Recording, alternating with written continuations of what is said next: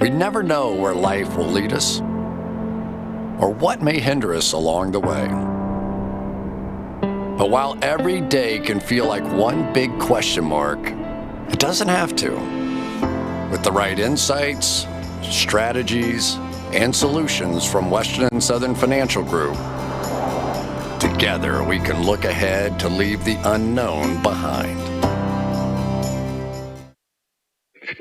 What's Pro Football Focus doing? Last week they had Brady. This week they got Brady. We're literally doing it differently from everybody else. As a matter of fact, moving forward from this point on, I will not make reference to PFF. Ready to get into it? Yeah. All right. We're going team by team. I would be very careful about slinging stone. Am I going to get sued? We got legal on this? I like football season, and all the things that go with it.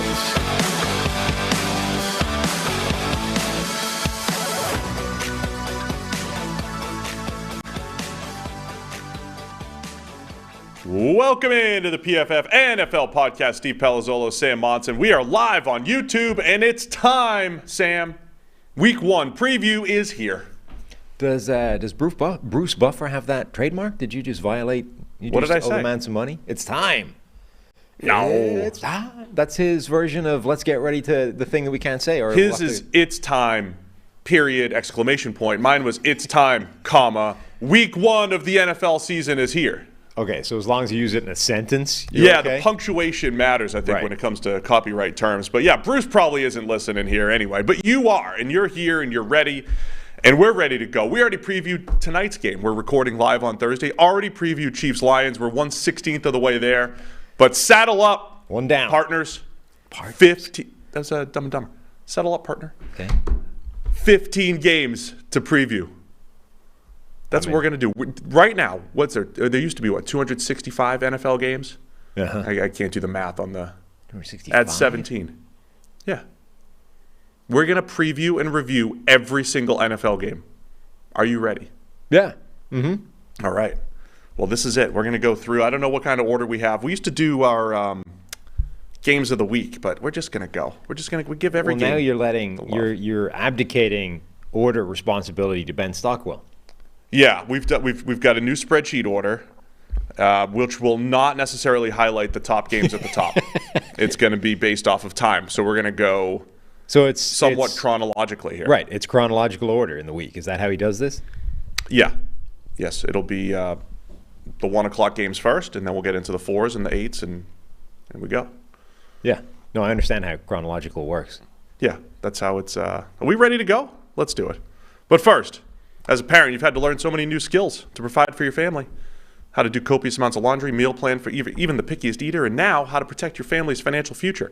Fabric by Gerber Life provides an easy one-stop shop for your family's financial needs, offering high-quality term life insurance policies plus other financial solutions in one easy online hub. Fabric was designed by parents for parents to help you get a high-quality, surprisingly affordable term life insurance policy in less than 10 minutes. Fabric has flexible policies that fit your family and your budget with things like $1 million in coverage for less than $1 a day. Get your personalized quote in just minutes and then apply when it's convenient for you. It's all online and on your schedule. You can go from start to covered in less than 10 minutes with no health exam required. So join the thousands of parents who trust Fabric to protect their family. Apply today in just minutes at meetfabric.com/PFFNFL. That's meetfabric.com/PFFNFL. MEET fabric.com/PFFNFL. Policies issued by Western Southern Life Insurance Company, not available in certain states. Prices subject to underwriting and health questions. We will have timestamps up if needed. Anything else? If needed? Well, I mean, timestamps if you want to get to your game or whatever it might be. But we're going to go game by game. Anything else to cover before we get into it? Yesterday we did our bets and prediction shows for viewers. We'll have a running tally of that. We did our official season preview back on Monday. Be sure to check those episodes out if you haven't yet. You're giving away Madden codes in the Discord. And we're giving away Madden codes in the Discord. So the Discord link is in the description of the YouTube video. If you're listening in podcast land, you have to go to the video, make sure you get to the Discord, click the link, sign up for the Discord, and we'll give away Madden codes this Monday right after week 1. Mm-hmm. There is a channel in the Discord, what is it called? Madden Platforms, where you just go in there, drop your platform, Xbox or PS5, and your handle, username, whatever they call that. And you could be the one to win the code. All right, it's time. the first game to preview for the 2000. It's just another grand gone. Did it again. Bruce, Bruce just here. It's another one. Take it off. It is now time to preview the season. You're saying this is coming out of your pocket. Week 1, Houston Texans at the Baltimore Ravens. It's 1 o'clock. The Ravens are favored by 10. Yikes. The big storylines here, Lamar Jackson and the Ravens and their new look offense going up against PFF Bobby, Houston Texans. DeMeco Ryans, Houston Texans. We get to see the debut of C.J. Stroud, of Will Anderson, of Bobby Slowick as play caller, as DeMeco Ryans as head coach. I forgot to look this one up, but the Ravens crush teams on opening day. You know their history. They win like 44-3 and all that stuff. But Ravens favored by 10 here. What are we looking for in this game? Yeah, big line. You're right. There's a lot of newness to this game, to both sides. Completely new offense for Baltimore, which isn't just, this happens every year throughout the NFL. Teams change offense. It's not a rare thing, but this is the first time Lamar Jackson has been in a new offense. And I think why that's interesting in particular is because Lamar had this custom-made offense tailored around his skill set, and they've basically ridden that as far as they felt it could go, and now made a change. Now, the question is, that just presents a very unique set of circumstances. A guy that's only ever existed in this one offense that was specifically built around him for the first few years of his career. Now he gets to play in a much more conventional, NFL-style offense. What does that look like? Like, where have we reached in this narrative of Lamar Jackson and NFL offenses? Was he actually being held back by the fact that they never really evolved that system or sort of tried to modify it or bring it back towards the rest of the herd? Or did he need that propping up to be as special as he's been so far? The other thing to keep an eye on here, Ravens injuries. 3 of their best players, all questionable. Mark Andrews, the tight end. Marlon Humphrey, a corner. It looks like he might be out. He's listed as questionable. They're already talking about replacements for him. Ronnie Stanley, questionable at left tackle. So that's something absolutely to keep an eye on here. Mark Andrews has been, their top target, their go-to guy, whether Lamar was hurt or they had when Lamar is in, or when they had Lamar injuries. But the receivers, the story of the Ravens offensively this year is supposed to be Odell Beckham Jr. coming in, first-round pick Zay Flowers to go with year 3 of Rashad Bateman, the former first-round pick. They should have better receivers. And again, we don't really know what this offense is going to look like. Is it going to be far fewer tight formations, right, where they've got tight ends and fullbacks and they're pulling them all over the place and they're putting Lamar in space? Are they going to spread to run? I still think they use Lamar's legs, Sam. Yeah, I don't think we're getting away from that.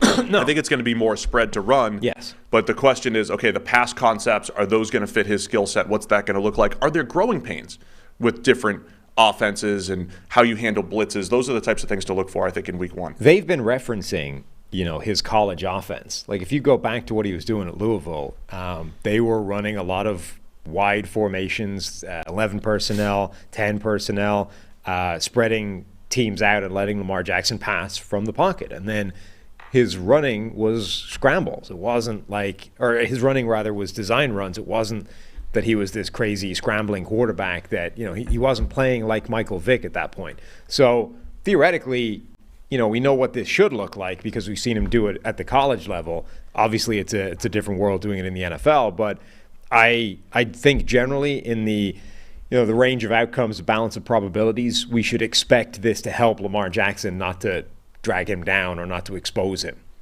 If Ronnie Stanley's unable to play, Patrick McCarry, perhaps the backup there, he's played admirably across multiple positions for the Ravens over the last couple of years. But that could open up the door for the 3rd overall pick in the NFL draft, Will Anderson, making his NFL debut, showed some flashes in the preseason. And we're big Will Anderson fans here. But we're just going to see what happens, as far as all the draft capital that Houston gave up. But look, I think Houston looks feisty, right? Much better roster than they've had in recent years, as we mentioned in all of our preview shows. Just a matter of C.J. Stroud, how many of those rookie mistakes show up here in week 1? Yeah, it's probably a tough defense to start out with. Remember when Baker Mayfield had his start, and it was like he was disastrous against, like, the first, was it year 2?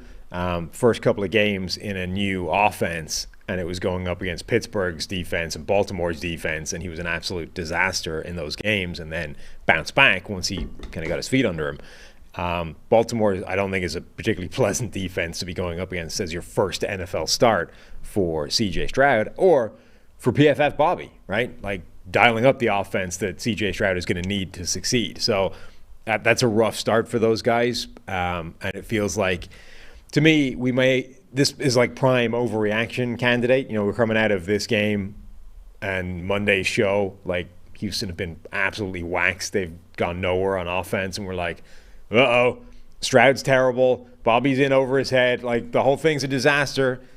But I feel like that's just the risk with a defense like this. Yeah, I mean, look, rookie quarterbacks, they don't always struggle in week one. I'm going to have my doubts, I think, about Stroud and maybe Anthony Richardson right out the gate. 10 points is a lot, so where are you going with this one? 10, Ravens favored by 10. Right. I mean, this is a classic example as well of, you know, we're still in prior season, right? We're still holding over draft takes. We're still holding over what we thought about various things until proven otherwise. You know, C.J. Stroud has got to battle against the relative struggles he had under pressure and outside of structure in college, coupled with, you know, the various reported sort of S2 cognition scores, all those kinds of things. There were a few things that stacked together that suggested that he's not cut out for the NFL, but working against that, you have incredible accuracy, you know, physical tools, the fact that he did it in the Georgia game, the toughest defense he faced, and was lights out under those circumstances. So, but this is the kind of game where you're going to be looking at that, and depending on like what you thought going into it, you're probably going to be swayed that way. I think ultimately the game probably ends up going that way, that this offense struggles week one, Baltimore rolls, and not only are they good value for 10 points, but they might end up, you know, making that even worse. I'm trying not to break down every matchup in every game, but the last one to mention here, the Texans offensive line has had an overhaul just here in the preseason. So George Fant scheduled to start at right tackle. They trade for Josh Jones, who they're going to put at guard. They trade for Kendrick Green, who they have at center because of their injuries up front. That could be an issue against the Ravens defensive front. Not because it's the Ravens, and the Ravens aren't great rushing the passer, but I do think, you know, they can have success with their guys, Odafe Owe, Jadeveon Clowney there, Justin Madubuike on the interior. Titus Howard to IR. Yes. So he's not going to be showing up, or at least the first few games. All right, I'm taking the Ravens because, in part, because they've got those weird trends, right? They don't lose in the preseason, and they dominate week one historically. I think that's a big part of my buying into the -10 here. Don't start laughing. What's your record this year? You're 0-0. You're 0-0, like I am. All right? We're all tied for first and last. Yeah. Okay? Don't mock me when I make a pick now. It's a whole new season. I'm mocking your logic. It's a new season. I'm mocking your logic. Oh, okay. It's an entirely different thing. Well, wait till I drop the, you know, flying to the East Coast logic that we like to lean into a lot. Yeah. Who are you taking? Baltimore. Oh, just because? Because I think that their defense might make things very ugly for the Houston offense. All right, there we go. First pick is in the books. Cincinnati Bengals at the Cleveland Browns. Another 1 o'clock game because we're going in order here. The Bengals favored by 2.5. Joe Burrow returned to practice yesterday, Sam, the calf injury. There is a chance for re-injury there, I believe. But just keep an eye on him when he's moving. Should be able to throw the ball. He's been running for quite some time. Like, they've had him, you know, under wraps, but doing things for quite an extended period of time. I feel like he's been ready for a while. They just haven't been. They've been deliberately cautious. Yeah, it's good that it happened so early, I think, in the preseason. I guess the question there is, so remember, last year at this time, week one they played the Steelers. And they, on paper, looked like a much better team than the Steelers. And they ended up being a much better team than the Steelers at the end of the day. But Pittsburgh won because Joe Burrow threw 4 picks. Some were fluky, but there were 4 interceptions in there. There was a missed game-winning field goal. Like, weird stuff can absolutely happen. So that's part of the reason why we don't overreact to week weird stuff happens every week. It does. But I wonder, is Joe Burrow going to be rusty at all? He hasn't taken many reps leading into this game. Is there going to be a rust factor? Plus, again, the Browns are one of the biggest unknowns in the NFL, in part because we don't know exactly what we're going to get from Deshaun Watson. Right. I mean, I'm not massively concerned about Joe Burrow and Russ. I think he should be able to hit the ground running and be fine. The bigger thing is we don't really have any idea what this Browns team is going to be. Like, they could be anywhere from terrible again to very good, very good. And that's, I think, the big question mark. This is one of those weird quirks where Cleveland has been unusually successful against Joe Burrow. Yes. Joe Burrow, the guy who beat Patrick Mahomes 3 straight tries and was, a dumb penalty away from doing it again, can't beat the Browns, even when the Browns haven't been good. So has that just been a freaky run of weird plays, or is there some reason Joe Burrow struggles against Cleveland? You're going to find me probably thinking about that when I make my pick here. I'm assuming there's no reason behind it because I can't see an obvious one, but so far it's been a thing. One of the biggest matchups to watch, Orlando Brown comes in to protect Joe Burrow, not necessarily his blind side, but the left side. And he's matched up, Orlando Brown, with Myles Garrett more than anybody in the NFL during his career. And he has not had, in just one-on-one pass blocking matchups, he has not had great success against Myles Garrett. He has a loss rate of 18%. Only a handful of guys are better than that as far as Garrett goes against Orlando Brown. So you can invert, Myles Garrett usually gets the better of Orlando Brown over time. So just something to keep an eye on. Again, I don't want to overreact because that happened in week 1 a couple of years back, right? Was it Browns-Chiefs week 1? And Orlando Brown got whooped by Myles Garrett, and that ended up being the only bad game that he had pretty much that entire season. But just keep an eye on that matchup in particular because they have a history, and Myles Garrett usually gets the better of him. Not necessarily for sacks, but for a lot of pressure. Yeah, I mean, the Cleveland defense generally, I think, is an interesting thing to watch. Last season, it was so much worse than everybody expected it to be, in large part because, they couldn't cover anybody. The root cause of that, I think, is open for debate. Like, the problem was their coverage was a disaster. But I think you can construct an argument that it was so bad because the only person capable of getting any pressure was Myles Garrett. And then occasionally, every few games, Jadeveon Clowney would show up and make a little bit of an impact. But generally speaking, Myles Garrett was the only guy getting pressure. Consequently, the defense was getting hung out to dry on the back end and, exposed in coverage. Now it's Myles Garrett. They've added players up front. Shelby Harris coming in, Dalvin Tomlinson, Maurice Hurst. Zadarius Smith is a big one. Obo Okoronkwo on the edge as well. Isaiah McGuire maybe even features. Like, they've got a lot of players now up front that can potentially get pressure. I mean, just Zadarius Smith on his own should be a massive upgrade as a complement to Myles Garrett and ensure that you can't just, zero in on Garrett and try and take him out of the game. I think that should massively help the back end as well. Like, forget what it does for the defensive front. I think that should vastly help the secondary where they're good players there. Denzel Ward, Greg Newsome, Martin Emerson, J.O.K. Like, this is not a group that should have been getting lit up every single week. So I think that defense across the board could end up being much, much better than a year ago. The on-paper off-season effort by the Browns, I think, was excellent. Let's see how it plays out here because we might be waking up Monday morning talking about all those Browns off-season defensive line adjustments and then also saying to the Bengals, keep an eye on this one, Jonah Williams moving from the left side to the right side. We've seen NFL veterans when they're in year 4, 5, 13, in Donald Penn's case, if they move from the left side to the right side later in their career, the great Ali Villanueva, sometimes they struggle. So keep an eye on Jonah Williams because he'll be seeing a little bit of Zadarius Smith, maybe Obo, maybe a moving around Myles Garrett. So that's something else to watch. At the end of the day, so I think the Bengals are a better team, right? I think they're a better team. At the end of the day, I think they'll be a better team. I pick them for the Super Bowl. I pick them to win the AFC North. I don't know about this week. Joe Burrow rust, offensive line moving around for the Bengals, Browns defensive line overhaul, plus Jim Schwartz, new system. They're going to be getting after Joe Burrow. Bengals' hope is they're playmakers, right? Jamar Chase, T. Higgins, Tyler Boyd, those dudes make plays. Joe Burrow's awesome. Denzel Ward, by the way, dealing with a concussion. Not sure if he's back this week or not. So, lot to like as far as watching this game, but it is weird that the Browns have had a lot of success against the Bengals. I think I'm going to go with the Browns here, covering the 2.5, in part because of that history. And the huge variance as well in what you're going to get from Deshaun Watson. Are you going to get struggling Deshaun again, or is he going to bounce back and be something like the player he was in Houston on the field? That's maybe the chief driver behind the broad range of outcomes in Cleveland. I am going to bank on the idea that this freaky run for the Browns has been freaky, and the Bengals are better, so they'll win and cover.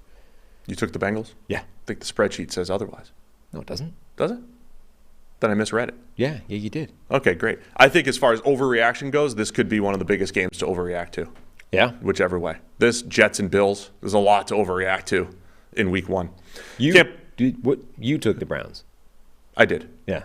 You took Cincinnati? Yes. I just misread it. Okay. So my eyes are making going. sure you haven't misread both of them. No, I just can't read. Can't believe it's been 7 months without an NFL game. We got one tonight, but the NFL's here, and DraftKings Sportsbook, an official sports betting partner of the NFL, is giving you a can't-miss offer here for Week 1. This week, new customers can get $200 in bonus bets instantly when you bet just $5 on any NFL game. DraftKings is hooking everyone up with the game day greatness. All customers can take advantage of 2 new offers every single game day this September. Check the app to see what you get. Download now and use code PFF to sign up. New customers can take home $200 in bonus bets instantly just for betting $5. That's code PFF only on DraftKings Sportsbook, an official sports betting partner of the NFL. The crown is yours. Gambling problem? Call 1-800-GAMBLER or visit 1-800-GAMBLER.net. Eligibility and deposit restrictions apply. What's next on our spreadsheet here, Sam? Jacksonville Jaguars at the Indianapolis Colts. There's a lot of weird histories going on here, right? The Colts can't beat the Jags at home. Is that what no, it's in Jacksonville. Jags are favored by 5 here, though. We get to see the debut of Anthony Richardson. And I don't know if you've seen, I try not to look too much at what other NFL media is talking about or what their opinions are, because I try to stay laser focused on my own analysis. But I've seen quite a few people, at least 2 to 3, have the Jags as their number 1 seed in the AFC. Okay. And I saw even Pete Prisco, who's a bit of a Jags homer, former Jags beat guy. Pete picked the Jags to go to the Super Bowl and lose, but to go to the Super Bowl. Mm-hmm. And Peter King had the Jags as their number 1 seed, and I definitely saw it a few other places. So the Jaguars coming in with the most hype they've had since 2018, back when they were coming off an AFC Championship loss to the Patriots. Can the Jags handle success now as the favorites for the first time in a long time? Yeah, I've been making this comparison all offseason. The Jags and the Lions are very similar to me in terms of teams that have been underdogs and now have to live life as the favorite. The Lions, this is irrelevant because the game's tonight and we've covered this. Do you know when the last time they were favored for that division was going into a season? The last time the Lions were favored in the division, probably 1992. Correct. Do you know when the last time they won the division was? Was it 91 when they? No, it was the 1980s sometime. Really? I forget whether it was 82 or 83, but Didn't 91 they have? I thought they had a bye or something. They went in. They made the NFC Championship in 91, I believe. Right? Lost to Washington. I got the first part right. You did. Thanks well for done. the But that's trivia. It's a long time. 20 years. It's a long time. Things are different in Detroit going into the season here. And Jacksonville now, it's the same idea. It's one thing to surprise people when nobody really saw you coming. Now, as you say, several people, at least 2 or 3, are claiming that they're one of the best teams in the AFC in a loaded conference. So it's a different thing. It's a different mindset. And not only that, but I think there was a real tangible difference that it's harder, right? When you are an underdog, not only do people not necessarily treat you seriously, you get the benefit of the fact that they're not necessarily giving you their A game. They're not focusing on that game, going, we got to beat this team because, you're expected to win against them. And you get to foster that siege mentality. It's us against the world. Nobody thinks we're good. You can build on that psychologically. That flips 180 degrees when you're the favorite. Now, everyone else is trying to beat you because you're supposed to be better than they are. And you can, foster the siege mentality of it's us against them. Nobody thinks we can do anything because you got Peter King out there putting you in the Super Bowl or whatever. So I think there's a real thing to it being harder to win, and certainly harder to win long term as a favorite because everything works against you. So this is what Jacksonville have to battle. But they are favorites for a reason. Certainly in this game, Trevor Lawrence versus a rookie week one Anthony Richardson should be no contest in terms of quarterback performance. I think Jacksonville's offense was cooking late last season. Basically, if they can pick up where they left off, they should be comfortably the better team. Where they left off was interesting, though, because depending on which way you look at it, Trevor Lawrence, as we've mentioned a few times here in the show throughout the summer, number 2 or 3 graded quarterback after week 9. So he went on this run where he was playing at a high level. They also had that weird game where they beat the Titans, Josh Dobbs' Titans, to win the division. And they didn't even pick up a 4th down in the 4th quarter. They had a defensive touchdown to win it. The offense wasn't great then. The offense was terrible the first half against the Chargers, and then they figured it out in the second half. What I'm looking for this year, I expect great play from Trevor Lawrence, or high-end top 5 to 8 quarterback play. I need to see that consistency from start to finish from Trevor Lawrence and this passing offense. To me, the big mismatch, though, is my fascination with the Colts cornerback depth chart and the fact that they're just big, long, and athletic with no NFL experience and below par college production. Like, those are the guys that they're rolling out there at corner in Indianapolis. It kind of feels like, and I'm not saying it's not going to work, it just feels like those. But it probably won't work. Look, I'm trying to think back through the archives of history. Like, the 2019 49ers went to the Super Bowl, but before the season, they looked like they had the worst cornerback room, and they took a flyer on Richard Sherman, and it worked. Right? They developed players, but this looks like Legion of Boom, early Seahawks. Everybody's zigging and we're zagging. We've got a whole different type. We're going to look at these corners completely different than everyone else. So we've got Darrell Baker Jr. and Dallas Flowers and 2 rookies, Jalen Jones in the 7th round, Juju Brents in the 2nd round. Juju had a lot of hype around the draft. But those are the guys trying to cover Calvin Ridley and Christian Kirk and company, Evan Ingram when he lines up out wide. That's the biggest mismatch in this game, and I think the Jags are going to exploit it. Yeah, I mean, I don't dislike the Colts roster overall, but I feel like it's working towards something, and this is like step 1 of the road, and step 1 doesn't tend to go that well, you know what I mean? It's going to take a while for this to come together. Like the Anthony Richardson thing, I applaud the pick. Like, I think it's the right move in this landscape of the AFC and the number of elite quarterbacks in today's NFL. Take a shot on Anthony Richardson, particularly when you have a coach like Shane Steichen who's kind of done this, this run with Jalen Hurts already. It's the right thing to do, but it doesn't mean it's going to work week 1. Like, this is going to be a grind for a while. So I think that's true for the defense as well. Like, you look at these athletes that they've assembled there, this kind of collection of potential playmakers. I just don't think that's coming together right away. It's going to take a little bit of time. We get to see Anthony Richardson, how often they're going to run the ball in Indianapolis, if the offensive line is better than last year. We anticipate it to be that way. I like the Jags, though. They're on the road. They're in the Dome, and I think the Jags pass game is going to work well here. In the Dome, I think they'll cover the 5. Yeah. Did I choose that? I think I agree. You took the Jags as well. Yep. Next up, Carolina Panthers at the Atlanta Falcons, division matchup. Another division matchup. That's 3 in a row here that we've covered. Falcons are favored by 3.5. We get to see Bryce Young's debut. So it's going to be 4 as well when we go back into the NFC Central. It's going to be what? 4 when we go into the NFC Central. Oh, the NFC Central. Game. Yeah, the Bucs-Vikings game. Panthers Falcons here. What are you looking for in this one?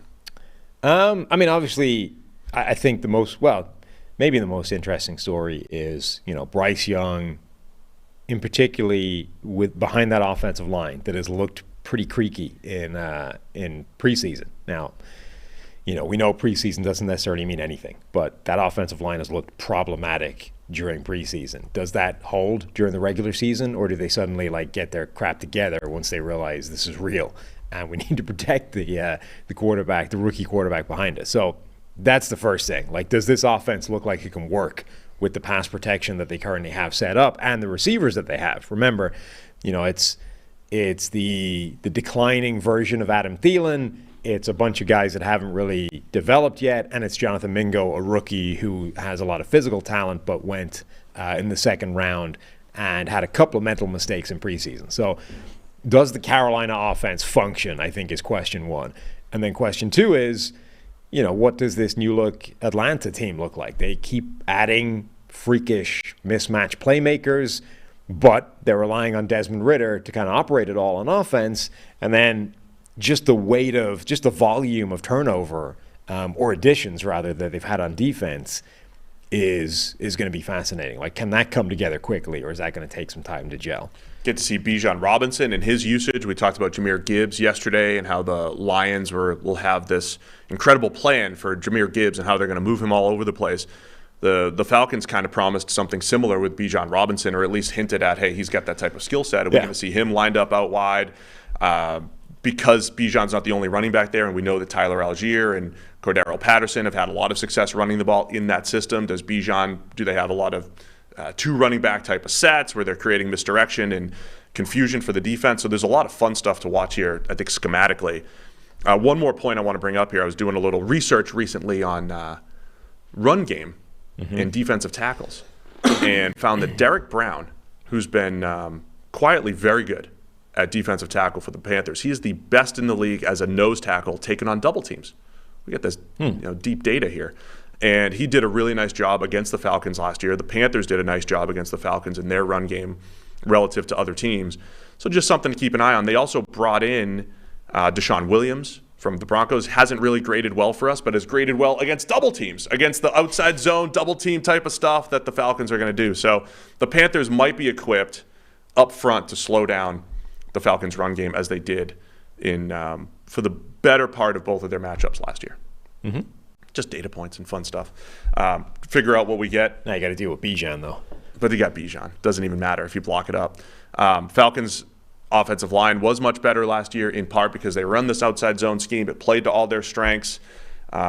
Desmond Ridder, we get to see what he is in year 2. I do think, though, that the Panthers or the Falcons' offensive line was an awful lot better last season, and absolutely helped out by the offense.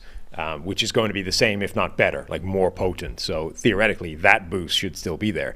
But I do think we're overlooking a little bit, or it's generally being overlooked, like the idea that last season was kind of their baseline. I mean, Caleb McGarry went from liability at right tackle to playing really well within that system.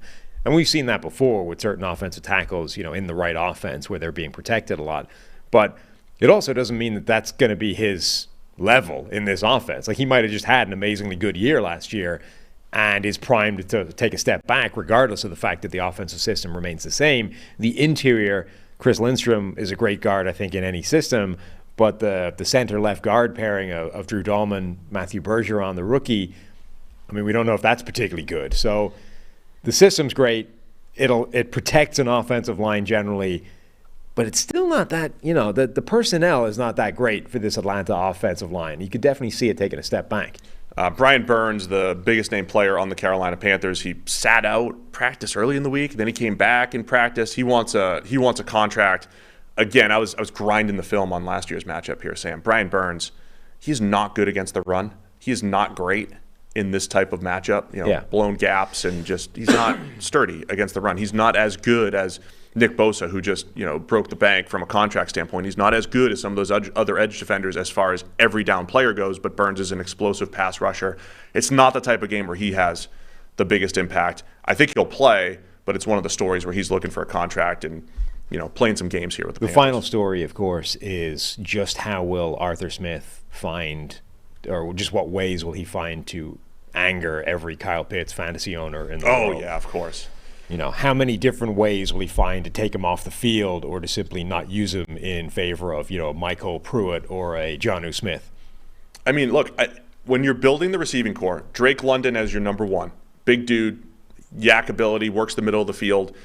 Kyle Pitts as your tight end, who could be an absolute mismatch weapon. Mac Hollins, who I've always loved, but has started to show some of those skills as a nice complementary piece, and even having a Scotty Miller as just a deep threat. Like, they have the ability to take shots, to have a possession game, to have mismatches. I just don't know if they're going to throw the ball more than 20 times. So we'll see. I also want to see if they do what you suggested, run Desmond Ridder a little bit more. I think Carolina's going to keep it close. In part because of the matchups that I said, Derek Brown in the middle and how they handled things last year, Carolina's front 7. So I'm going to take Carolina to cover the 3.5. Okay, I'm going to buy into the Falcons. I was a little bit worried by that Carolina offense in preseason. And unless they turn it around quickly, I think they might struggle. All right, as you mentioned, NFC Central battle here. Tampa Bay Bucks at the Minnesota Vikings. We have Warren Sapp and the Bucks defense going up against Randy Moss and the Vikings. And Brad Johnson. Running the show, a little revenge game. That was the Randy Moss, the debut, unleashed upon the NFL, catching a couple of touchdowns against Tampa Bay. Yeah, 1998, man. Chris Carter also got his 90th and 91st touchdown in that game. I might fire that game up to watch. Tony Dungy, new Bucks, former Vikings, new Bucks head coach, just gets blitzed by this 98 Vikings offense. And then who knew? A couple of years' time, the Bucks would be, best defense, one of the best defenses in NFL history, Super Bowl champion, all good. But here we are instead in 2023. It's Kirk Cousins and the Vikings, favored by 6 against the Bucks. Bucks' first game without Tom Brady in a few years. Baker Mayfield taking over, new offensive system. Dave Canales running the show as offensive coordinator. They ran more play action than any team in the league in the preseason, the opposite of what they had done with Byron Leftwich.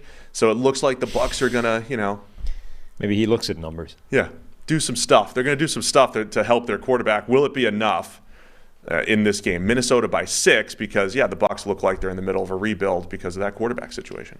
Yeah. Reasonably so. I mean, obviously anytime you're dealing with a Baker Mayfield team, there's a massive stretch of variance with what you're going to get there. We know Baker's capable of good play. We haven't necessarily seen it for a while. He's also capable of some pretty ugly play. And if that happens, the offense is in trouble.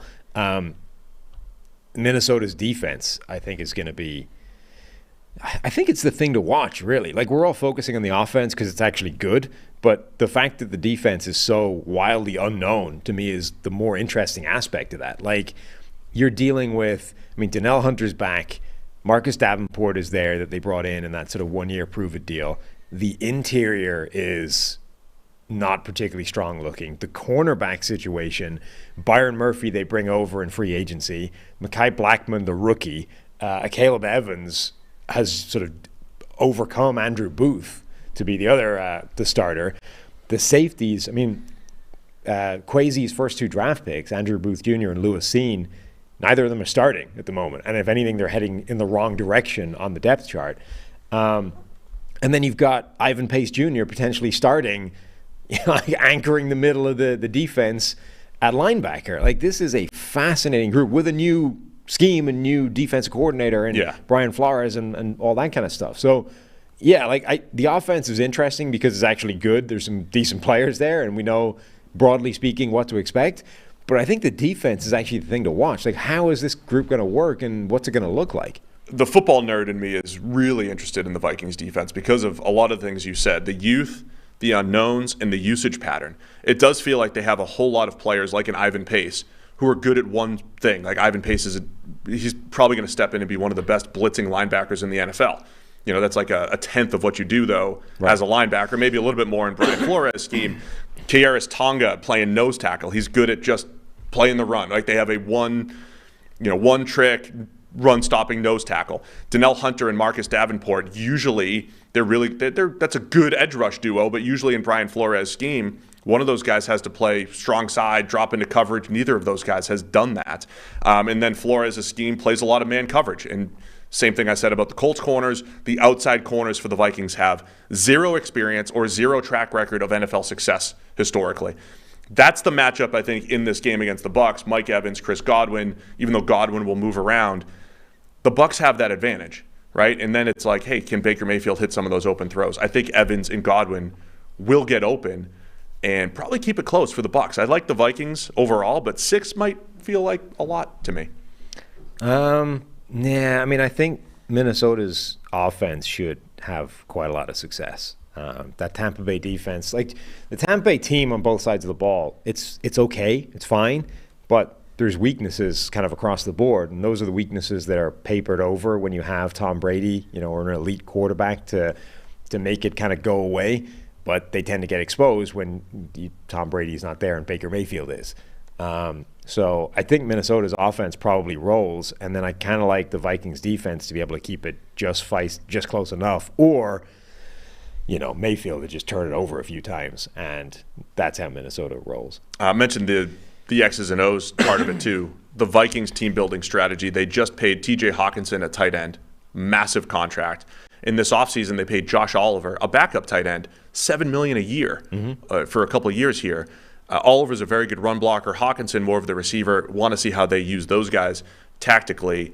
But again, I think the reason why I'm high on the Vikings is because of that offense. Justin Jefferson looks like the best receiver in the league. Once again, Cousins is good.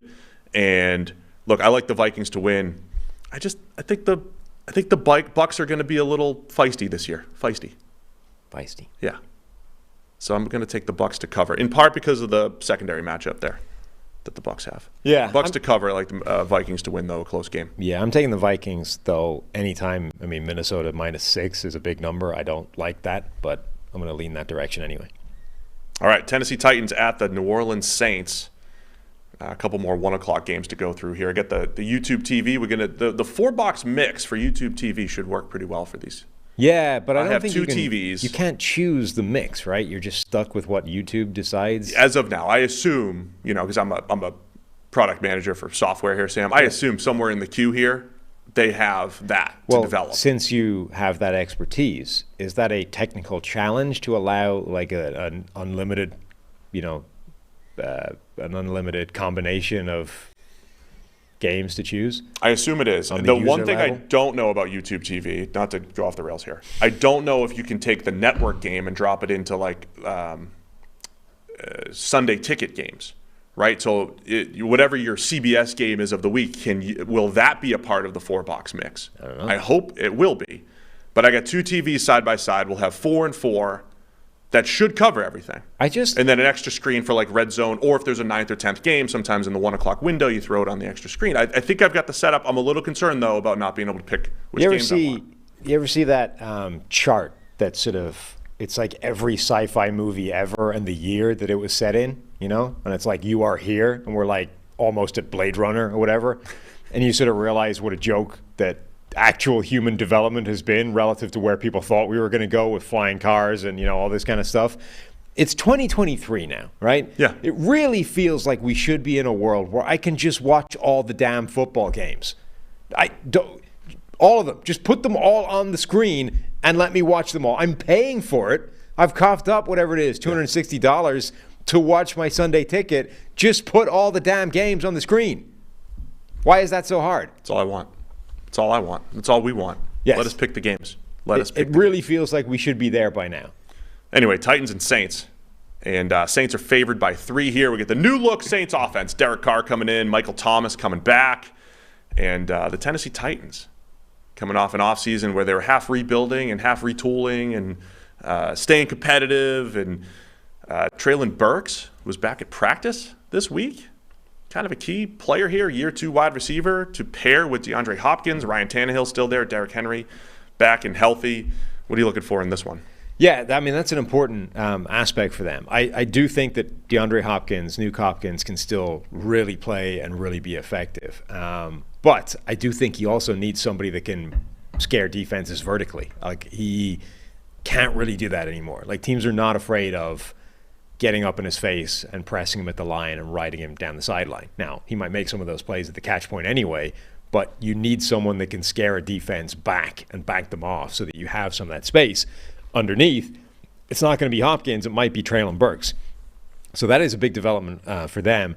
We know the narrative on Tennessee is going to stay the same. They overachieve relative to their roster. The Saints, though, I mean, Michael Thomas is coming back again for the 15th time in a row.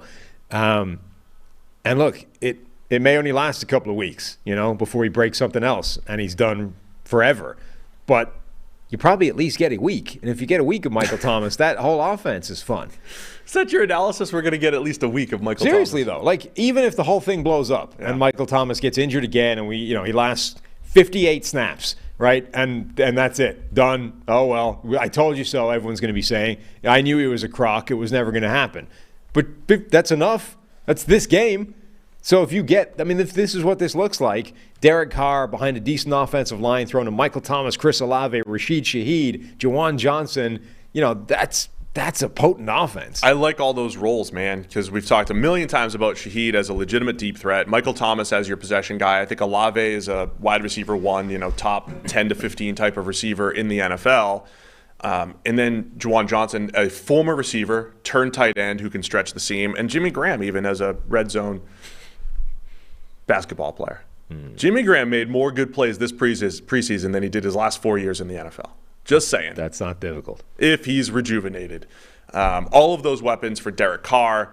And look, when Derek Carr's had his alpha-type receiver and a deep threat, he's had a lot of success. I think he's set up to have a good season, Derek Carr. Oh, yeah, I agree.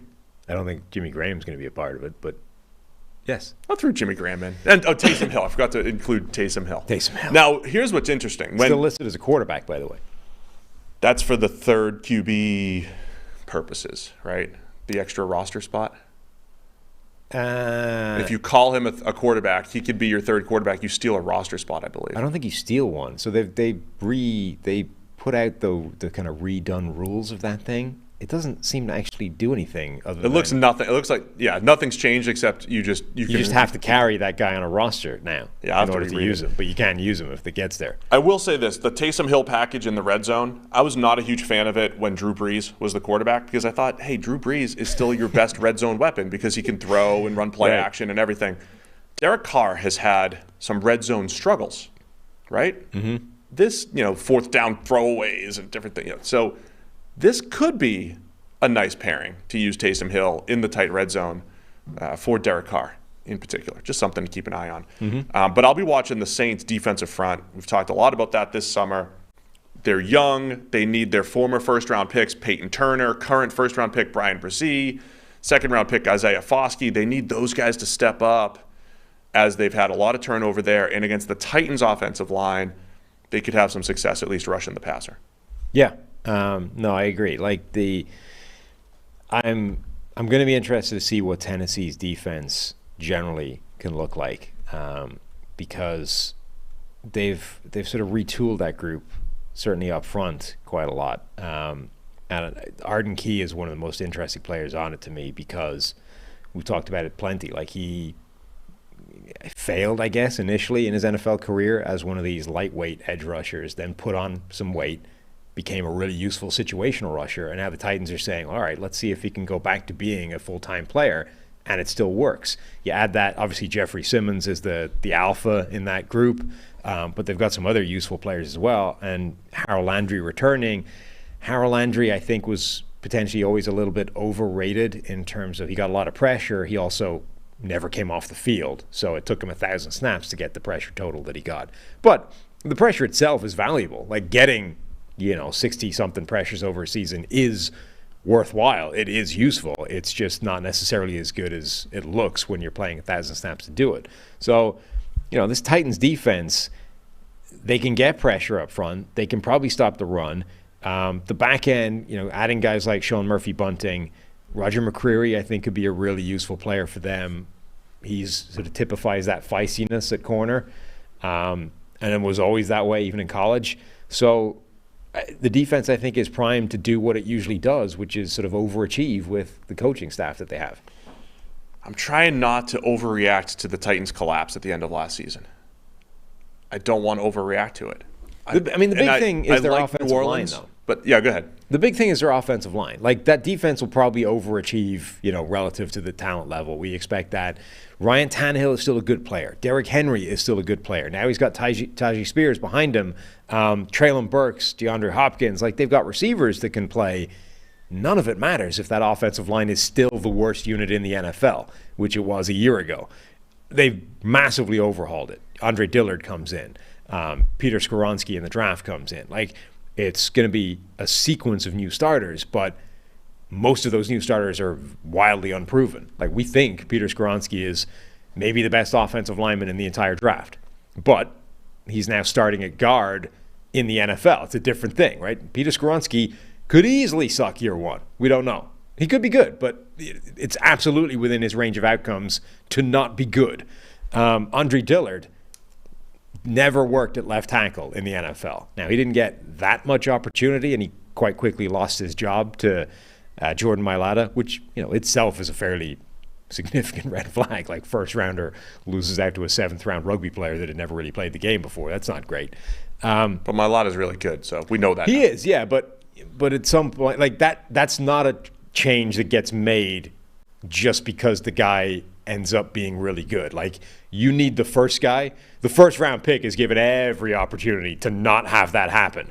So for it to happen means, in addition to Mailata being really good, Dillard must have been terrible. So Dillard is now coming in. He's got to be their left tackle again. So I'm just saying, they've made a lot of changes, and the chances are, given where they were coming from, it's going to be better because it would be difficult to be worse. But, there's a lot of potential for that group to still be a problem. All right, so as far as picking the game, Saints are favored by 3. All that said about the Titans' O-line, I kind of like them in this game. I like the Saints, but I like the Titans here in Week 1 as 3-point underdogs. I am buying into New Orleans for at least a week. For at least a week. At least until Michael Thomas goes down again. Oh, man, he should be drinking AG1. Our next partner, that would keep him healthy. The daily foundational nutrition supplement that supports whole body health. We drink it every single day over here on the PFF NFL podcast. Had to give it a try because I was looking for something, Sam. I was looking for something to get my nutrients on a daily basis, and AG1 is absolutely perfect. Drink it in the morning, to start my day, kick things off, add a little energy to go with my coffee here. So it's good for my body, and I need it, given the questionable diet that I have every single day, where I'm not eating enough vegetables. No. Not eating enough fruit. Yeah, it's an awful lot easier to get a ton of nutrients right in a drink at the start of the morning than it is to, pound broccoli for the majority of the day. So just like great athletes who take care of their bodies, we have to take care of our bodies too. A lot of them drink AG1. That's why I'm a huge fan. With every daily serving, we're just setting ourselves up for success with 75 high-quality ingredients that give us the daily nutrients to support energy, focus, strength, and clarity. Just covering those nutritional bases to kick off the day. And I love that it's only less than $3 a day to make it work. It's a really effective daily habit with high-quality sourced ingredients. It's a win-win for everyone here on the PFF NFL podcast. If a comprehensive solution is what you need from your supplement routine, then try AG1 and get a free 1-year supply of vitamin D and 5 free AG1 travel packs with your first purchase. Go to drinkag1.com/PFF. That's drinkag1, the number 1, .com/PFF. Go check it out right now. All right, man, we got the 49ers and the Steelers in Pittsburgh. Another 1 o'clock game. We get the West Coast travel to the East Coast here, Sam. We do? Is this the first one of those? Yeah. I think so. 49ers at the Steelers. Niners are favored by 2.5. Yesterday, Nick Bosa signed his contract. Weren't sure if he was going to be around for the game. Biggest contract in defensive player history. QB type money, because, the Niners aren't paying a QB money anymore. So they could do that. Niners favored by 2.5. One of the best Week 1 matchups here, perhaps, because of all the hype for both teams. A lot of people think Niners are going back to the NFC Championship, and the Steelers are the up-and-coming darlings around NFL media. I guess it depends how much you buy into the Pittsburgh Steelers. I'm starting to buy into them quite a bit. Look, again, preseason, who knows? But in training camp and preseason, that first team Pittsburgh Steelers offense has looked spectacular. Kenny Pickett has been virtually flawless. We asked the question, is it actually a good thing when your quarterback doesn't throw any interceptions in training camp? Well, to be determined, but when he then goes and shows up in the preseason games and every time he gets the ball, it's almost an instant touchdown, it's probably good. So that offense has the capacity to be very, very good. Kenny Pickett looks great. Deontay Johnson, George Pickens both look spectacular. Allen Robinson, who knows what he's going to bring to the table, but it's a great, roll of the dice. Najee Harris, Jalen Warren bringing some speed to the table. Freiermuth, Darnell Washington, and an offensive line that's been slowly but steadily moving in the right direction over the last few years. That offense could be really good. I like the teams where you can name all those playmakers, and it's good. And they're varied as well. They're not, all of one style. They're not all of one particular type of player. I didn't even mention Calvin Austin, who's making a bunch of plays in preseason as a returner or in the offense. That's a very well-rounded and versatile group of playmakers. I do hope that they look at Calvin Austin as their deep guy, their shot player, not just he's small, put him in the slot. Put him outside and let him be that number 4 that gets 2 to 3 shots per game and all you have to do is hit one of them for it to be a massive impact every single week. There's a good chance they do, simply because, I mean, who else has that skill set within the offense? You know, like that. Deontay Johnson isn't really that type of player. Allen Robinson certainly isn't. George Pickens certainly isn't. Like, Calvin Austin brings that lightning, quick, and blazing speed to the table that nobody else really has in that offense, other than, you know, Jalen Warren maybe in the backfield, but, you know, you're not lining him out wide. All right, sticking on that side of the ball, the Steelers' offensive line, Dan Moore still scheduled to start at left tackle. Fought off first-round pick Broderick Jones. Both of the tackles have been a little bit weaker for the Steelers. Dan Moore and Okorafor on the other side. Against this 49ers pass rush, the Niners get to unveil Javon Hargrave on the interior, but Nick Bosa coming back, of course. Eric Armstead's there. Your guy Drake Jackson, Cleveland Ferrell is there as well. So that's going to be a challenge, I think, for the Steelers up front for an offensive line that continues to look better and better every single year, but I think there's still questions at tackle in particular. It is interesting that they haven't started Broderick Jones yet. You know, almost every team that drafts an offensive lineman in the first round is throwing that guy straight in somewhere, even if it's not necessarily the position they want him playing right away. The Steelers have said, no, we're comfortable enough with the starting tackles we have to at least bring him along slower than that. Now, maybe that'll only last a couple of weeks. I think Dan Moore had a good camp, but he's been a below-average tackle for 2 years. Yeah. It's that balance of usually in year 3 or 4 the linemen get better versus throwing the rookie in there. Right, and I think he'll be starting sooner rather than later. But it's interesting that they've decided already, you know, after preseason training camp to not rush him in there, and they don't need to start him week 1. Other thing to keep an eye on the other side of the ball. So you've got 2 new corners in Pittsburgh, Joey Porter Jr. as a rookie, Patrick Peterson coming in, year 12 or 13 for him. How are they going to cover all of these Niners playmakers? Niners, when those playmakers are all healthy, is there a more difficult cover in the NFL than Deebo Samuel, Brandon Ayuk, George Kittle, and Christian McCaffrey, with Kyle Shanahan calling the shots? I'm looking forward to seeing a full season now of all those guys playing together and how they lean into Christian McCaffrey and his versatility as well. Yeah, and just how this defense generally tries to match up with that Kyle Shanahan 49ers offense with all those unique playmakers and, you know, what they can do. I mean, that's an extremely difficult thing for any team in the NFL. The Steelers are going to get first crack at it. Cameron Hayward has been questionable, but I think probably ends up playing. That's huge for them. TJ Watt is their most important player, I think, on defense, but Hayward is probably number 2. If he's not there, that's a real loss for them. But TJ Watt also a massive potential difference maker himself. I mean, we know on-off splits for defensive players are very noisy, but the ones for Pittsburgh tend to be pretty stark. And TJ Watt's had a lot of injuries to prove it either way. The second he's not on the field, it's a massive difference. And he's going up against Colton McKivitz, who's stepping in. You know, Mike McGlinchey moves on. McKivitz, a potential weak spot on that offensive line, going to get tested hard right away going up against as good as it gets in TJ Watt. That is my matchup to watch there. McKivitz against TJ Watt.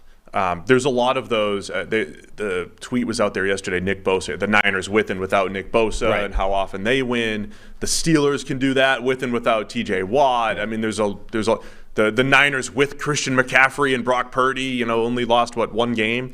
So something's got to give this weekend. There's a lot of both sides feeling pretty good about their health, their best players being available. It's Niners by 3.5. Again, just to remember and remind people why we will not overreact to week 1. Like, we will, but we won't deep down.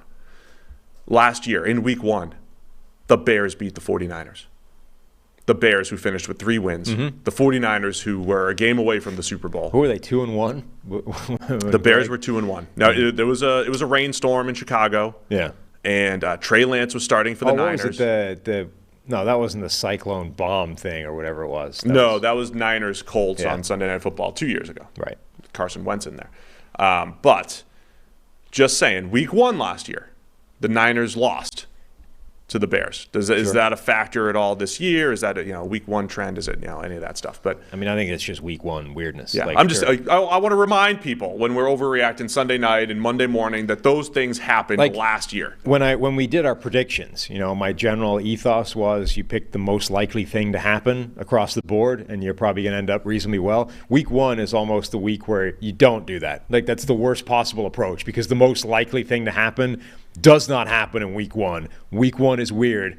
Several weird things will happen in week one. So if you're just picking, this is where the odds tell me to go, you're gonna be terrible.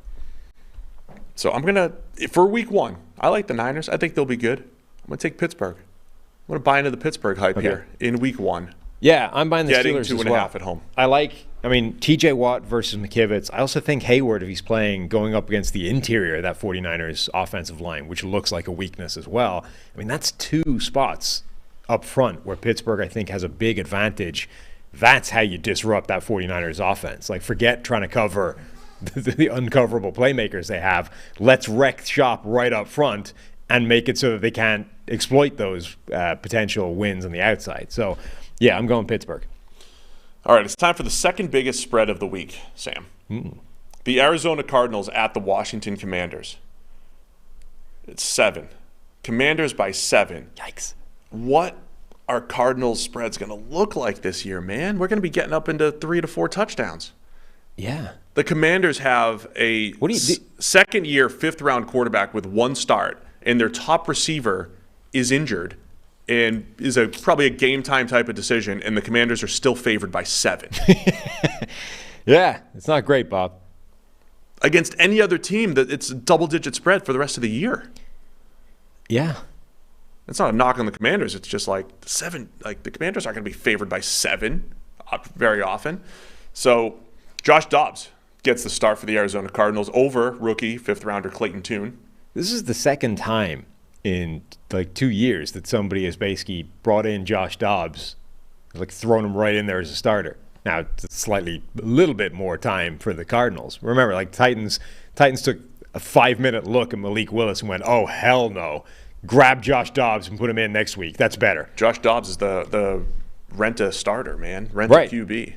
And there's a connection there, right, with the new coaching staff in Arizona, which is, I think, why they've done it. But still, Josh Dobbs being grabbed and thrown in there as a starter feels like a capitulation and a surrender flag and we are ensuring that our draft pick is as strong as possible. This is how you tank. This is how you don't do it by going out there and saying, guys, we're trying to lose this game. You do it by saying our quarterback is Josh Dobbs and there's no better option. Good luck. That's how you tank, and that's what the Cardinals are doing. I appreciate the listeners and viewers who tagged us to make sure that we saw that the Barbarian, Dennis Gardeck, captain, has been named captain for the Arizona Cardinals, and rightfully so. How could you not name somebody nicknamed the Barbarian as a captain? Right, so I appreciate the people that pointed that out for us, but Arizona's in transition.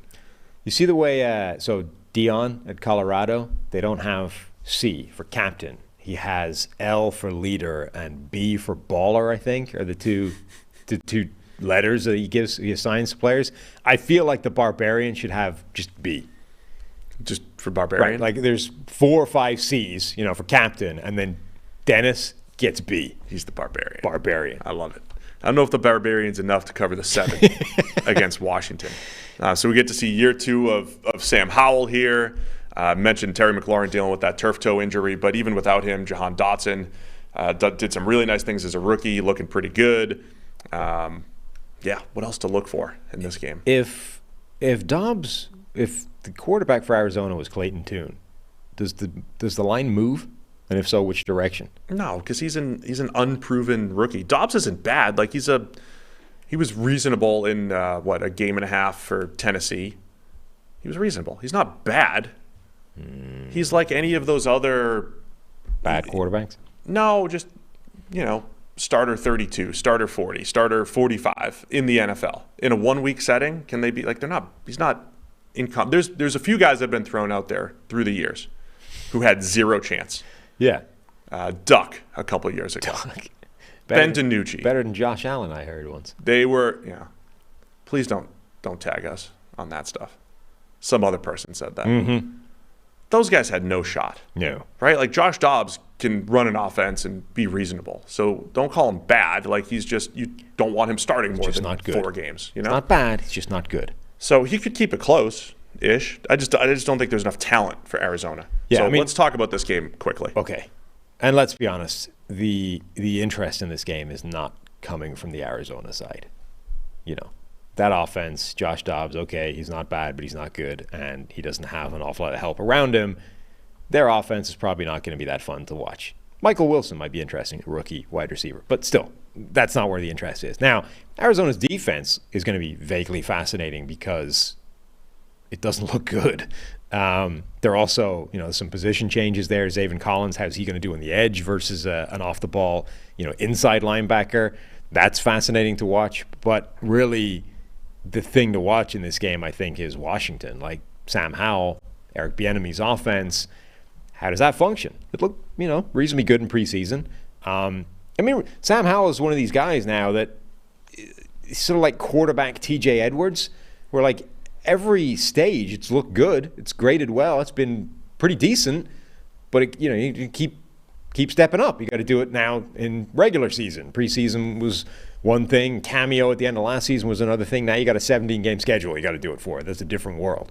I think Howell's going to look like a star in this game. Really? I keep saying when we wake up Monday morning.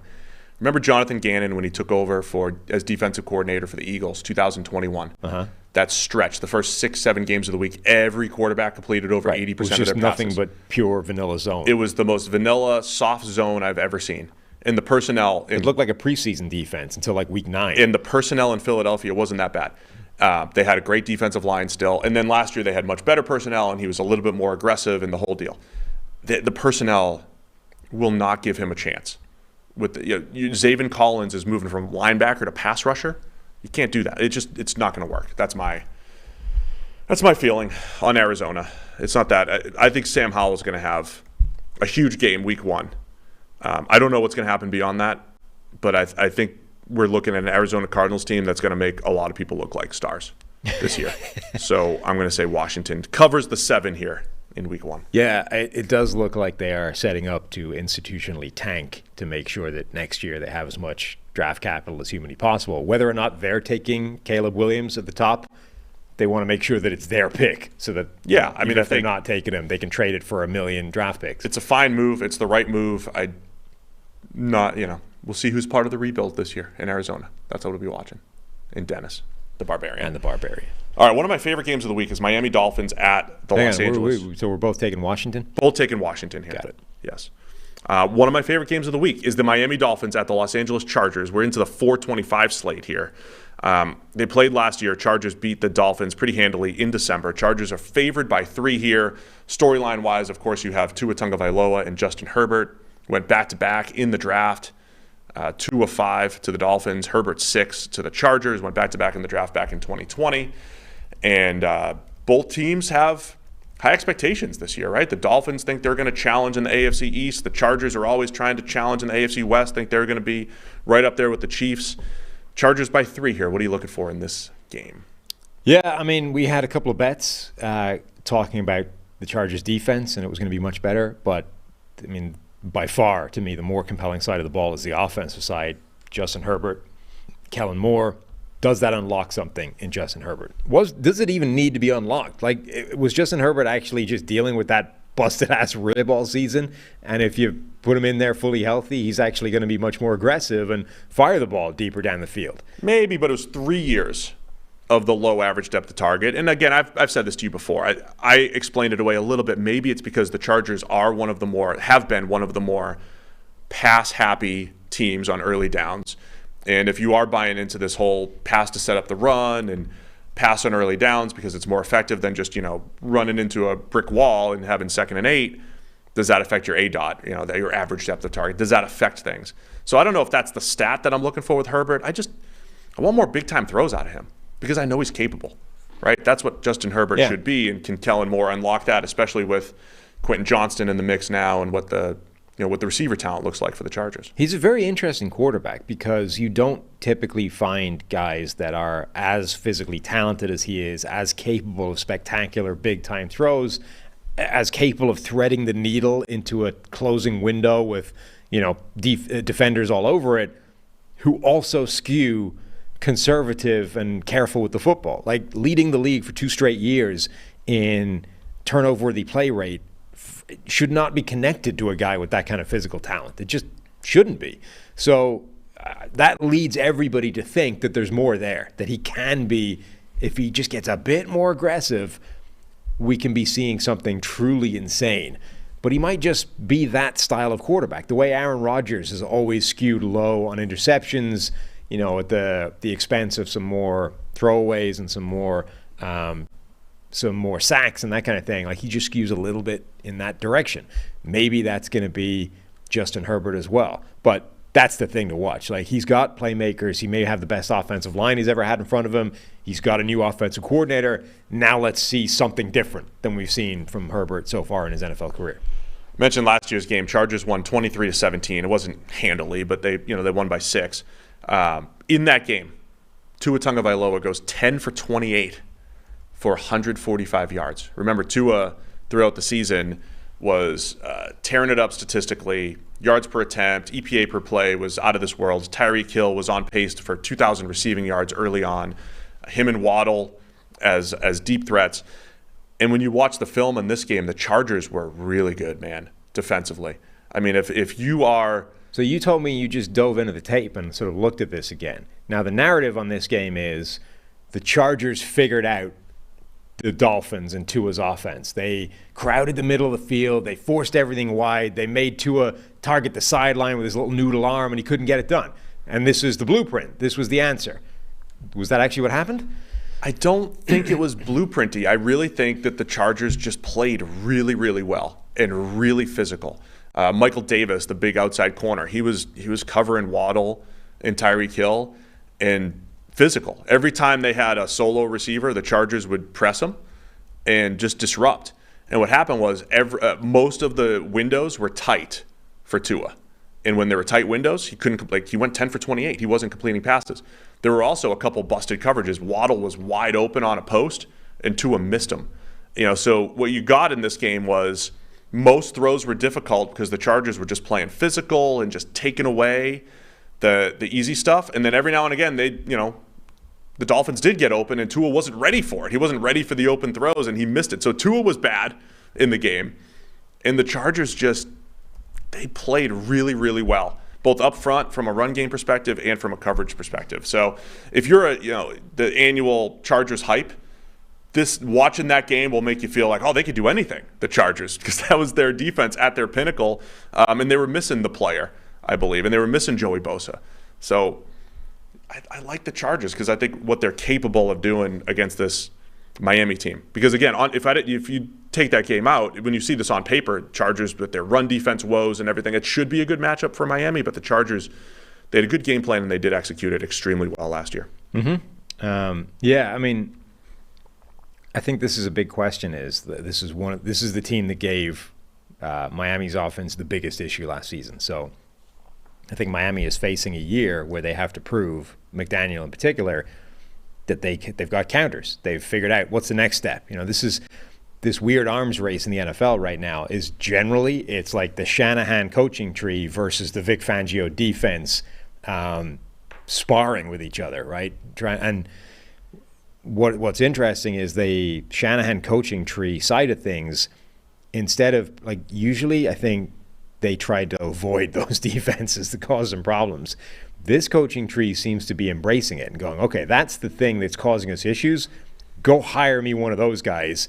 That's who's going to run our defense. I don't even care what our defense does, but it means I can practice against that every week and figure out how to get better. So Mike McDaniel went to the source. He went and hired Vic Fangio and has spent the offseason practicing against it. So what has McDaniel done to evolve this offense and to make sure that they stay a step ahead? Because remember, the start of last season, the Dolphins' offense was the hottest offense in the NFL. It was just roasting people, absolutely torching the league. And then Tua got his concussions. things like that game happened and the whole thing sort of unraveled a little bit late in the season. But, I mean, if he's able to, I've had an off season now, I'm back to where we started last year. I'm a step ahead again. Like, if he's done that, then, again, one of the week one overreactions is going to be, holy crap, the Dolphins are going to the Super Bowl. Tua is going to be MVP, like all that stuff. Oh, it's going to be one of the best games. And again, just referencing last year's game, it wasn't a pure Fangio scheme. It was a lot of single high on early downs, tight man coverage type of stuff, and then they play more of a aggressive cover two on third down. And if they do that again, I think that is a challenge for this Dolphins offense. So give me the Chargers, man, to cover the 3. I'm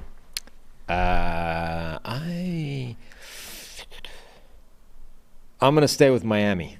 Ooh, going with Miami. How many places have we differed? 1, 2, 3, 4. 4 places, 5 places we've differed so far. That's East Coast going west.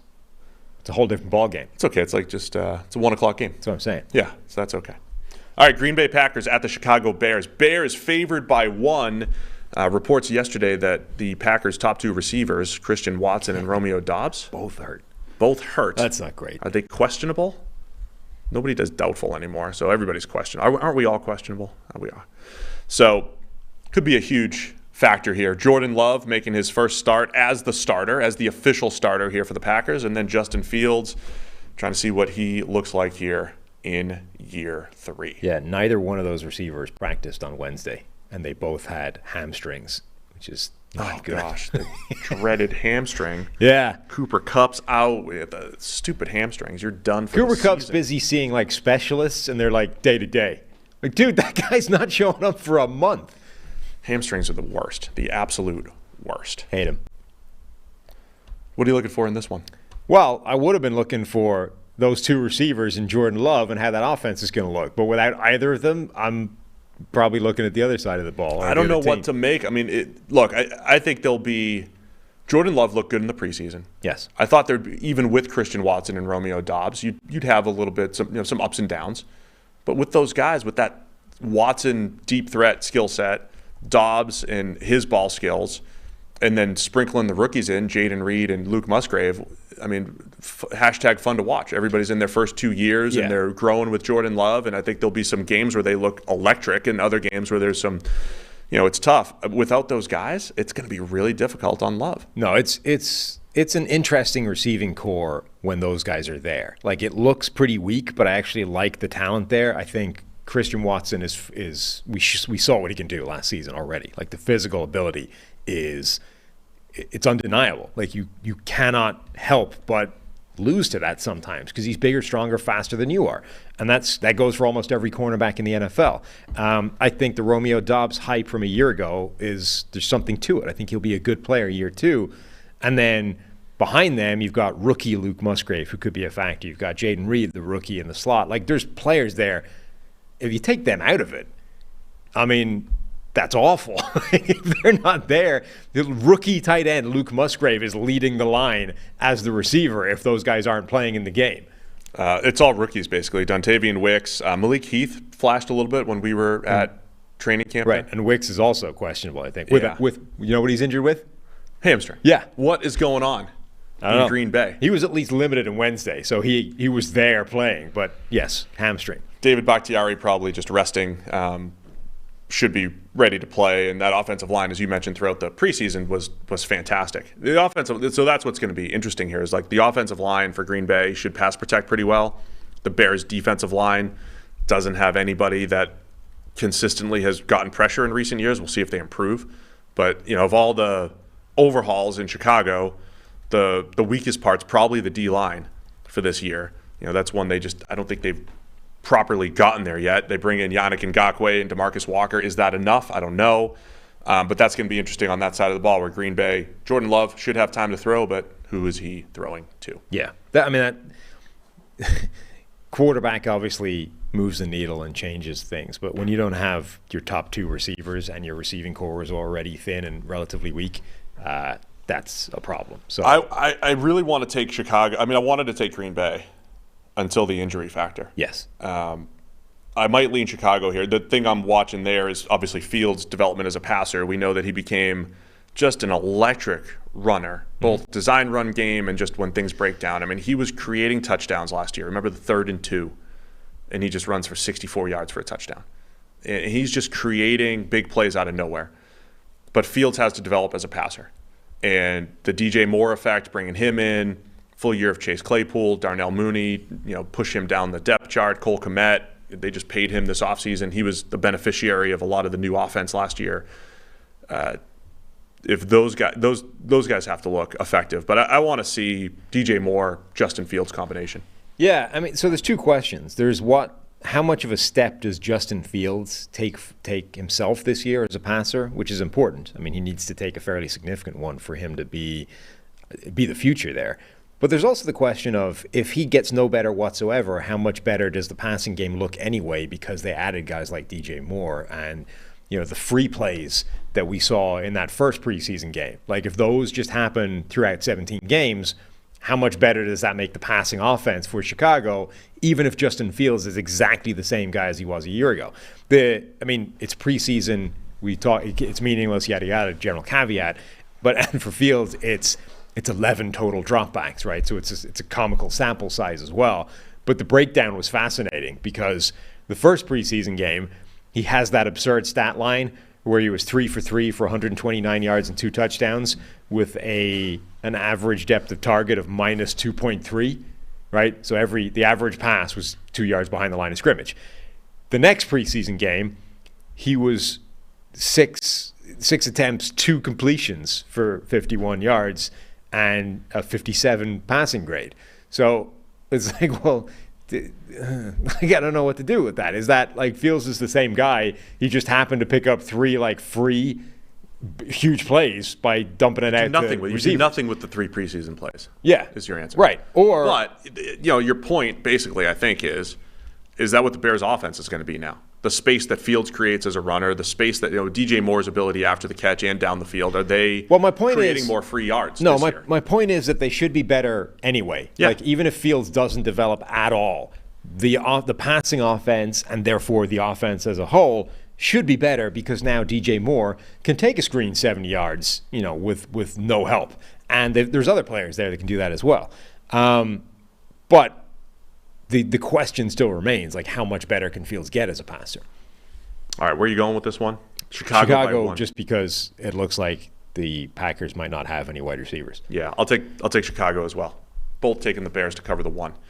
Las Vegas Raiders at the Denver Broncos. Broncos favored by 3.5. We got Russ in year 2 for Denver. Sean Payton's debut as head coach of the Broncos. Year 2 for Josh McDaniels with the Raiders. He's bringing Jimmy Garoppolo in, old friend. What are you looking for in this one? It's got to be first and foremost Russ, right? Like, what does Russell Wilson look like with Sean Payton calling the shots? Yeah. You see I haven't read the article. Seth Wickersham wrote, one of his sort of, I'm there for a week and a half, taking you inside the thing, and it was Sean Payton in Denver. I've only seen sort of a few quotes and stuff from it, but Payton is like legitimately coming in and laying down the law. Like, this is not the bucket hats.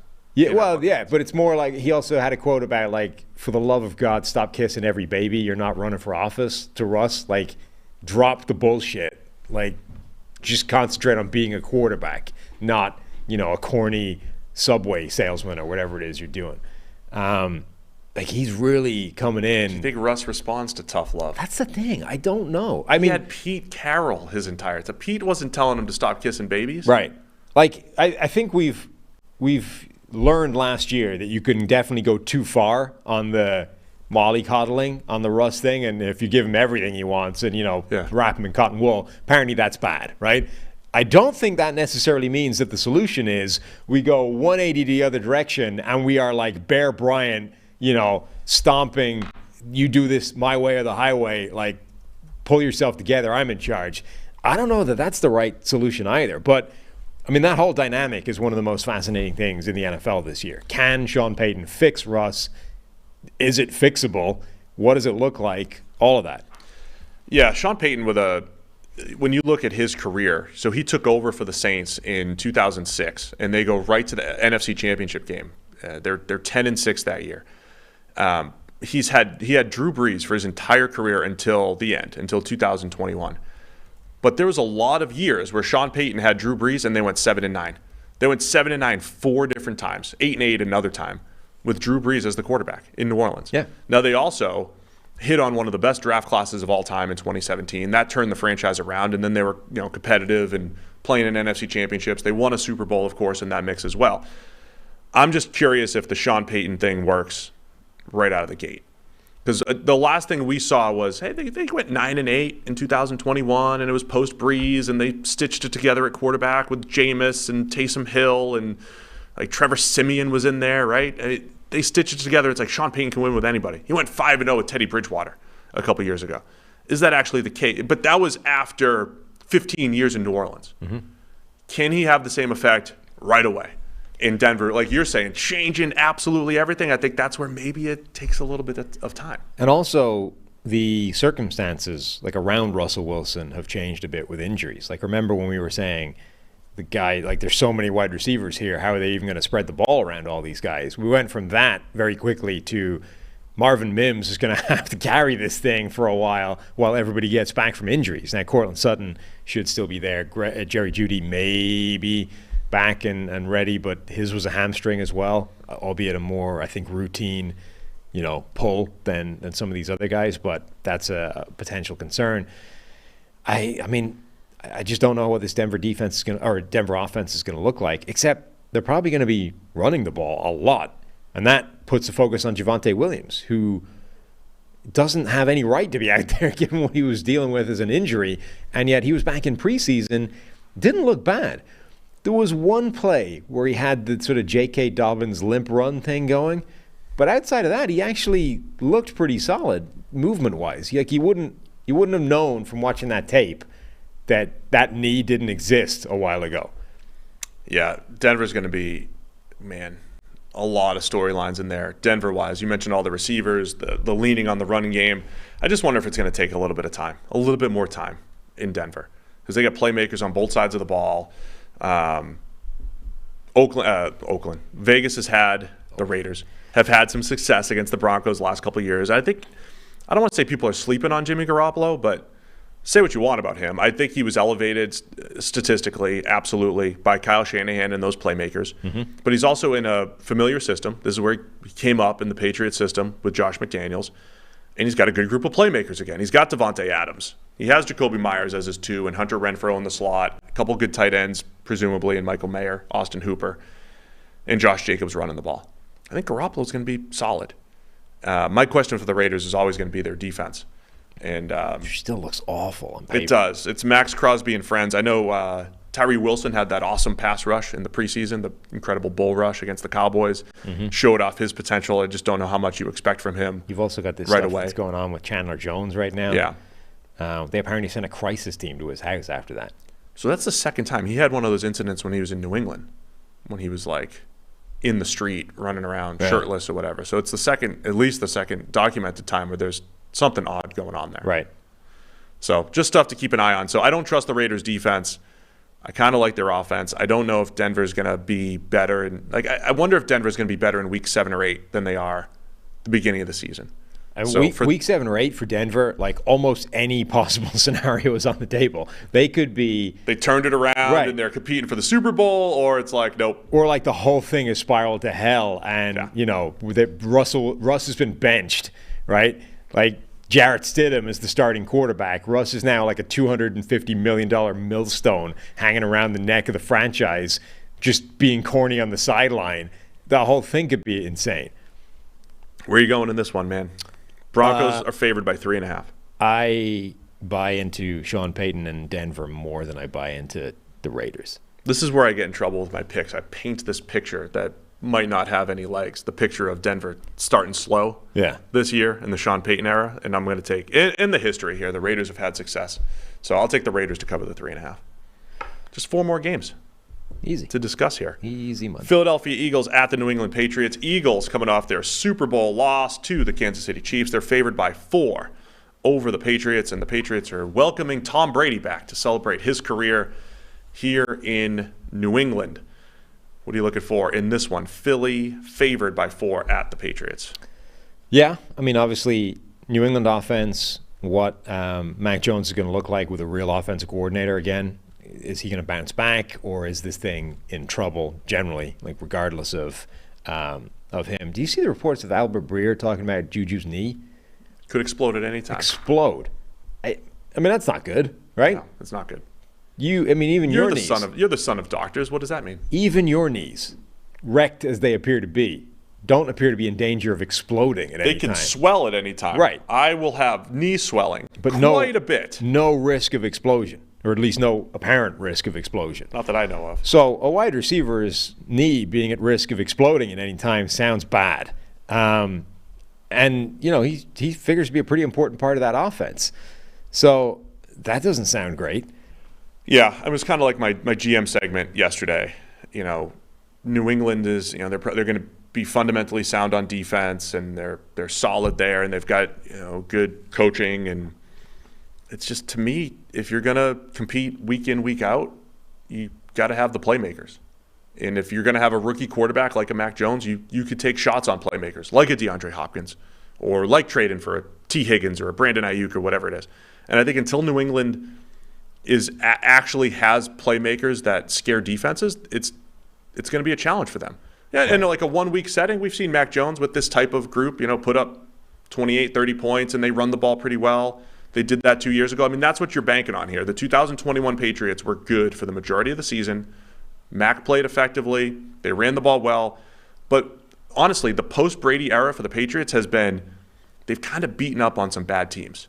Yeah. When they beat up on the Jets, they beat up on a bad Colts team. They beat up on bad teams, but when they've run up against good teams, they've struggled. Yeah. They had no chance against the Bills. I think that's what we're going to see this week. I think that's often the story of a team that doesn't have a clear, elite quarterback as well. Like, you can beat bad teams with a decent quarterback. You tend to struggle, though, when you run into the teams that have really good quarterbacks. Like, it's honestly sort of sad state of the current NFL is it's almost just a linear representation of how good your quarterback is. If you have a really good one, you're going to be contending. If you have a really bad one, you have no shot.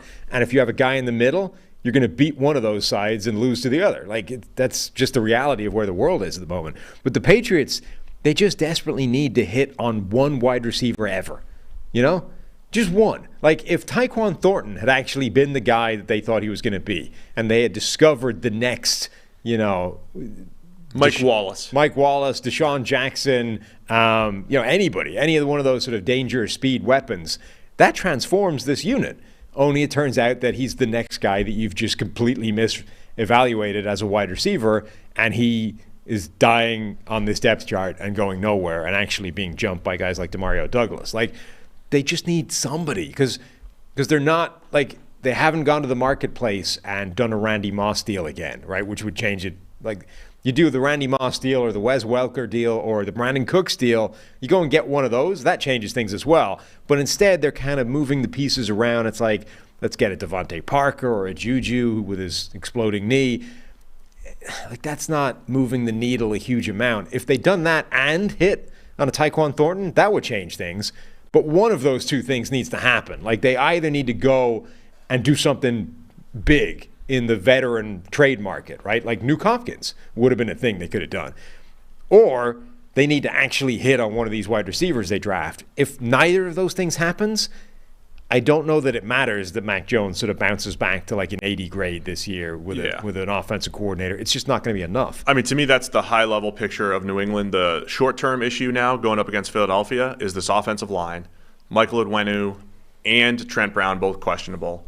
And even when they're in there and starting, Calvin Anderson slated to start at right tackle. Trent Brown's just okay at tackle anyway. I feel like the line will be fine. Like, I think people make too much of this line being a weakness now. It's not what it used to be, but I think it's still going to be. It's still a mismatch against Philly's front, though.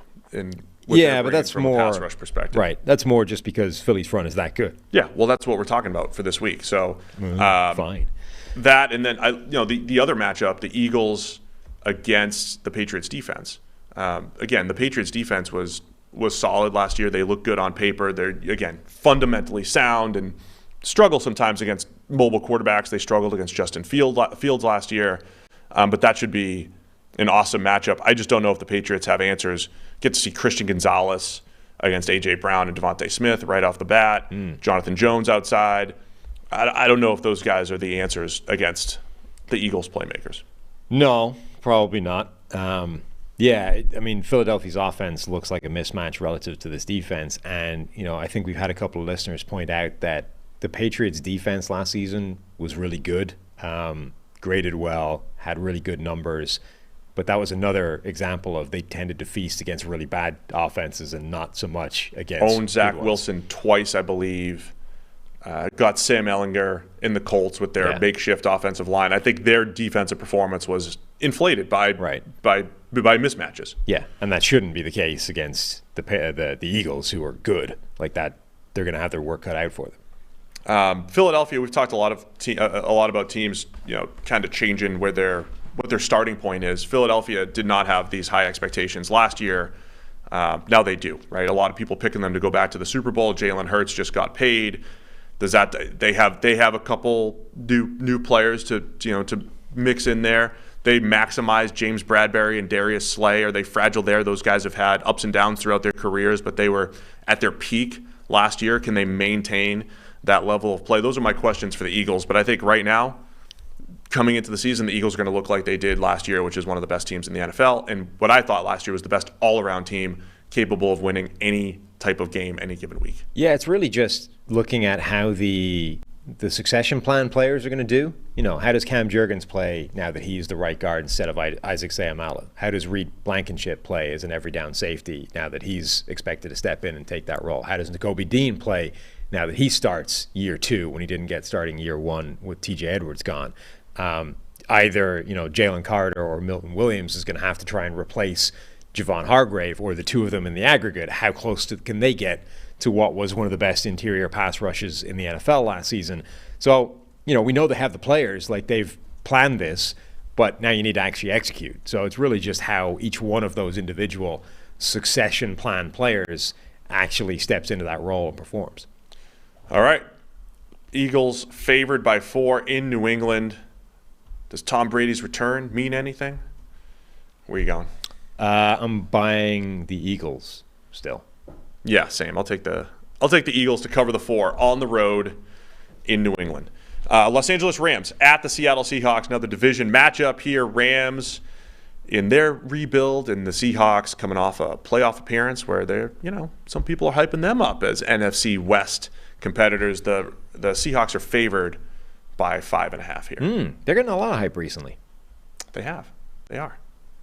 I mean, in that division, it should be the Seahawks and the Niners. Yeah. Fascinating to see what the Rams look like, because no team has more unprovens than them.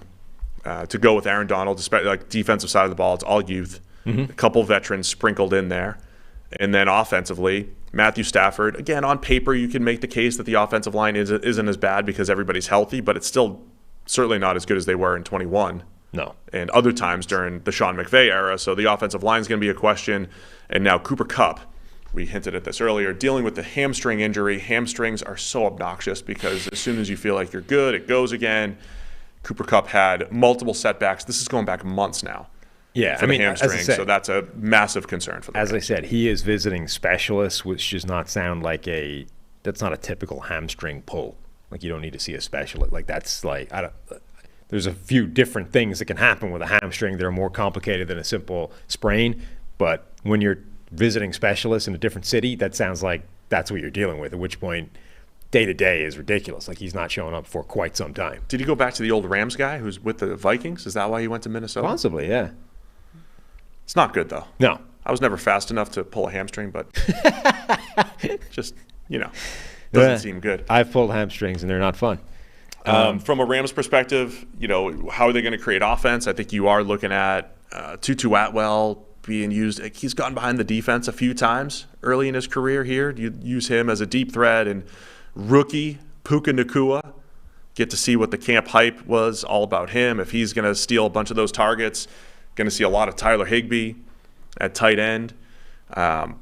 Matchup-wise, I do want to see the Rams' offensive line. They'll be tested versus the Seahawks' defensive line, right? The Seahawks, I don't want to say their biggest weakness, but one of their biggest weaknesses over the last couple of years, pass rush, just consistent pass rush in Seattle.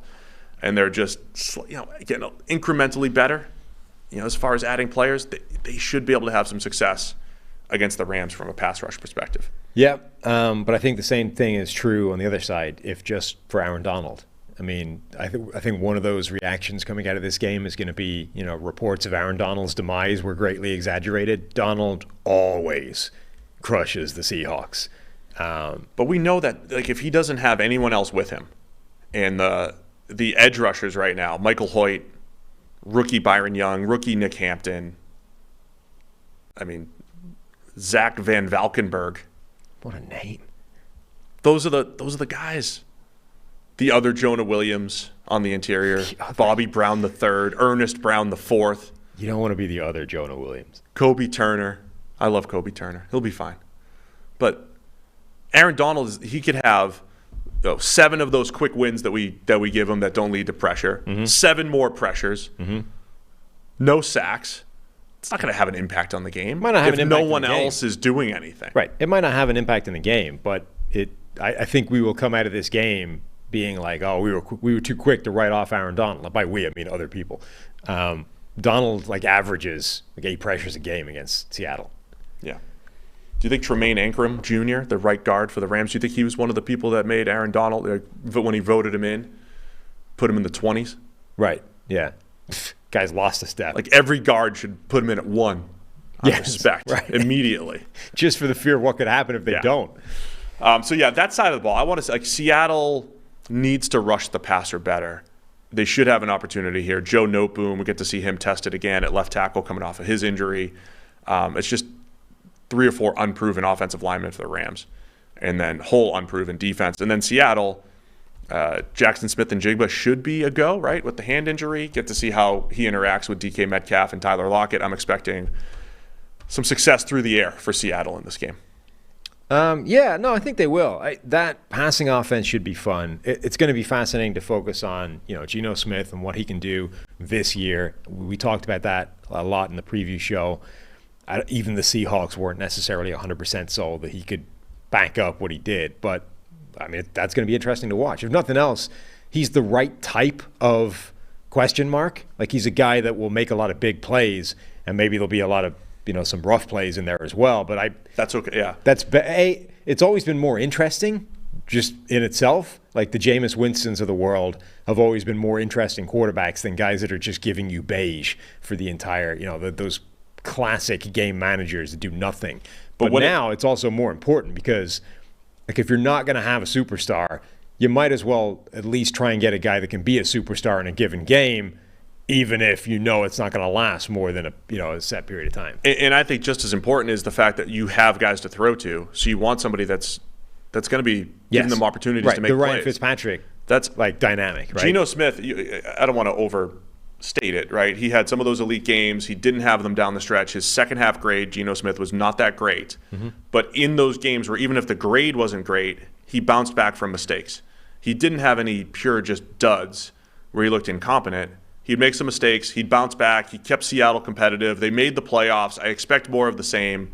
Want to see the youth on defense again take that step forward. Tariq Woolen, right? I want to see them try a deep shot. The Rams, Tutu Atwell against Tariq Woolen. Those are always fun. Little Tutu against huge, monstrous Tariq Woolen. Those don't tend to go very well, but might see a couple of those in this game. So I'm expecting Seattle to cover the 5.5 here at home. Yeah, I'm lower on Seattle than a lot of people heading into the season, but I'm not expecting much from the Rams at all. So, yeah, Seattle. All right, Sunday Night Football, Dallas Cowboys at the New York Giants. Cowboys favored by 3.5 on Sunday Night Football. I think for me, you get to see Mike McCarthy calling plays here once again for the first time in years. Brian Schottenheimer comes in as the offensive coordinator in name. I think from an X's and O's standpoint, anytime you have a new system, I don't know how new it is exactly, but you still have different ways of handling the blitz perhaps or whatever it might be, and you're going up against Wake Martindale on the blitz. So our analysis every single week, how does this offense handle the Giants' blitz scheme defensively?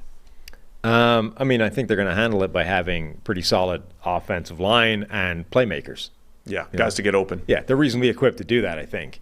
So, yeah, look, Dak Prescott's taken a lot of crap this offseason because of leading the league in interceptions last year.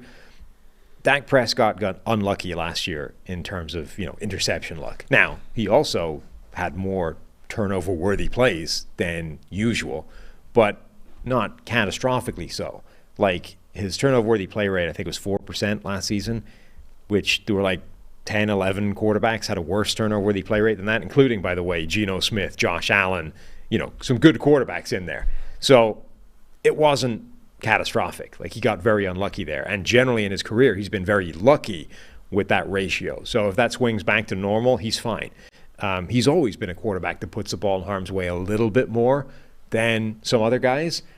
And that's part of why he's in that next tier down, not the true elite, alpha tier of absolute ballers, because he's going to make a few more mistakes than some other quarterbacks. But that shouldn't, we shouldn't be. He's shown that he's capable of literally leading a number one ranked offense in the NFL and doing it at a high level.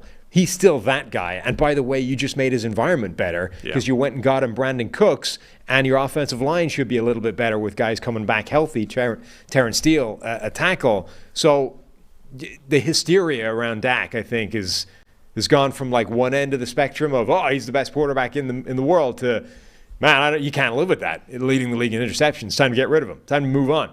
Time to put Trey Lance out there. Give the young guy a shot. Don't give the yelling shows any fodder. That's from the yelling shows. That's not here on the PFF saying, NFL podcast. I feel like we've gone from too far one direction to too far the other direction. Like, Dak's still good. Yeah. My starting point. It's quarterback and playmakers. And when you see what Dallas did with Cooks and a year removed of Michael Gallup coming off injury, CeeDee Lamb proved that he could be the workhorse last year as a receiver. But a lot of those Dak interceptions came when he was trying to force the ball to CeeDee Lamb. Remember how many miscommunications there were. And you don't have to do that this year. So when Dak plays within his game, I think this Cowboys offense is going to cook. Now, my one question is, Mike McCarthy calling plays, the last time we saw him, I don't want to say he was not, like, let's not overrate the last thing we saw. I think things just got stale with him, Aaron Rodgers, and Green Bay, and they needed a change. So I think McCarthy will be fine as a play caller. I'm interested, though, when you have the head coach calling the plays, do you get too conservative? Sometimes the head coach is like, I care about my defense. I care about field position. I care about those things because I'm the head coach, and the offensive coordinator is like, I just want to put points on the board.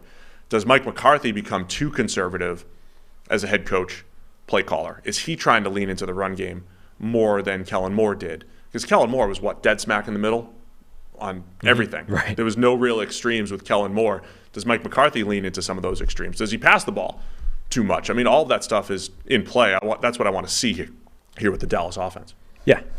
Somebody in the chat, by the way, is asking me to back up the claim that Dak has always put the ball in harm's way more than other quarterbacks, because he has one of the lowest interception rates in NFL history, which is a product of him getting relatively lucky, as I pointed out, in terms of turnover-worthy play rate resulting in interceptions, resulting in actual turnovers. His turnover-worthy play rate for his NFL career has always been reasonably high. Now, it spiked last season. It went from a baseline of sort of 3%, 3.2 in 2019, 3.6 in 2020, 3% in 2021. It spiked up to 4% last year.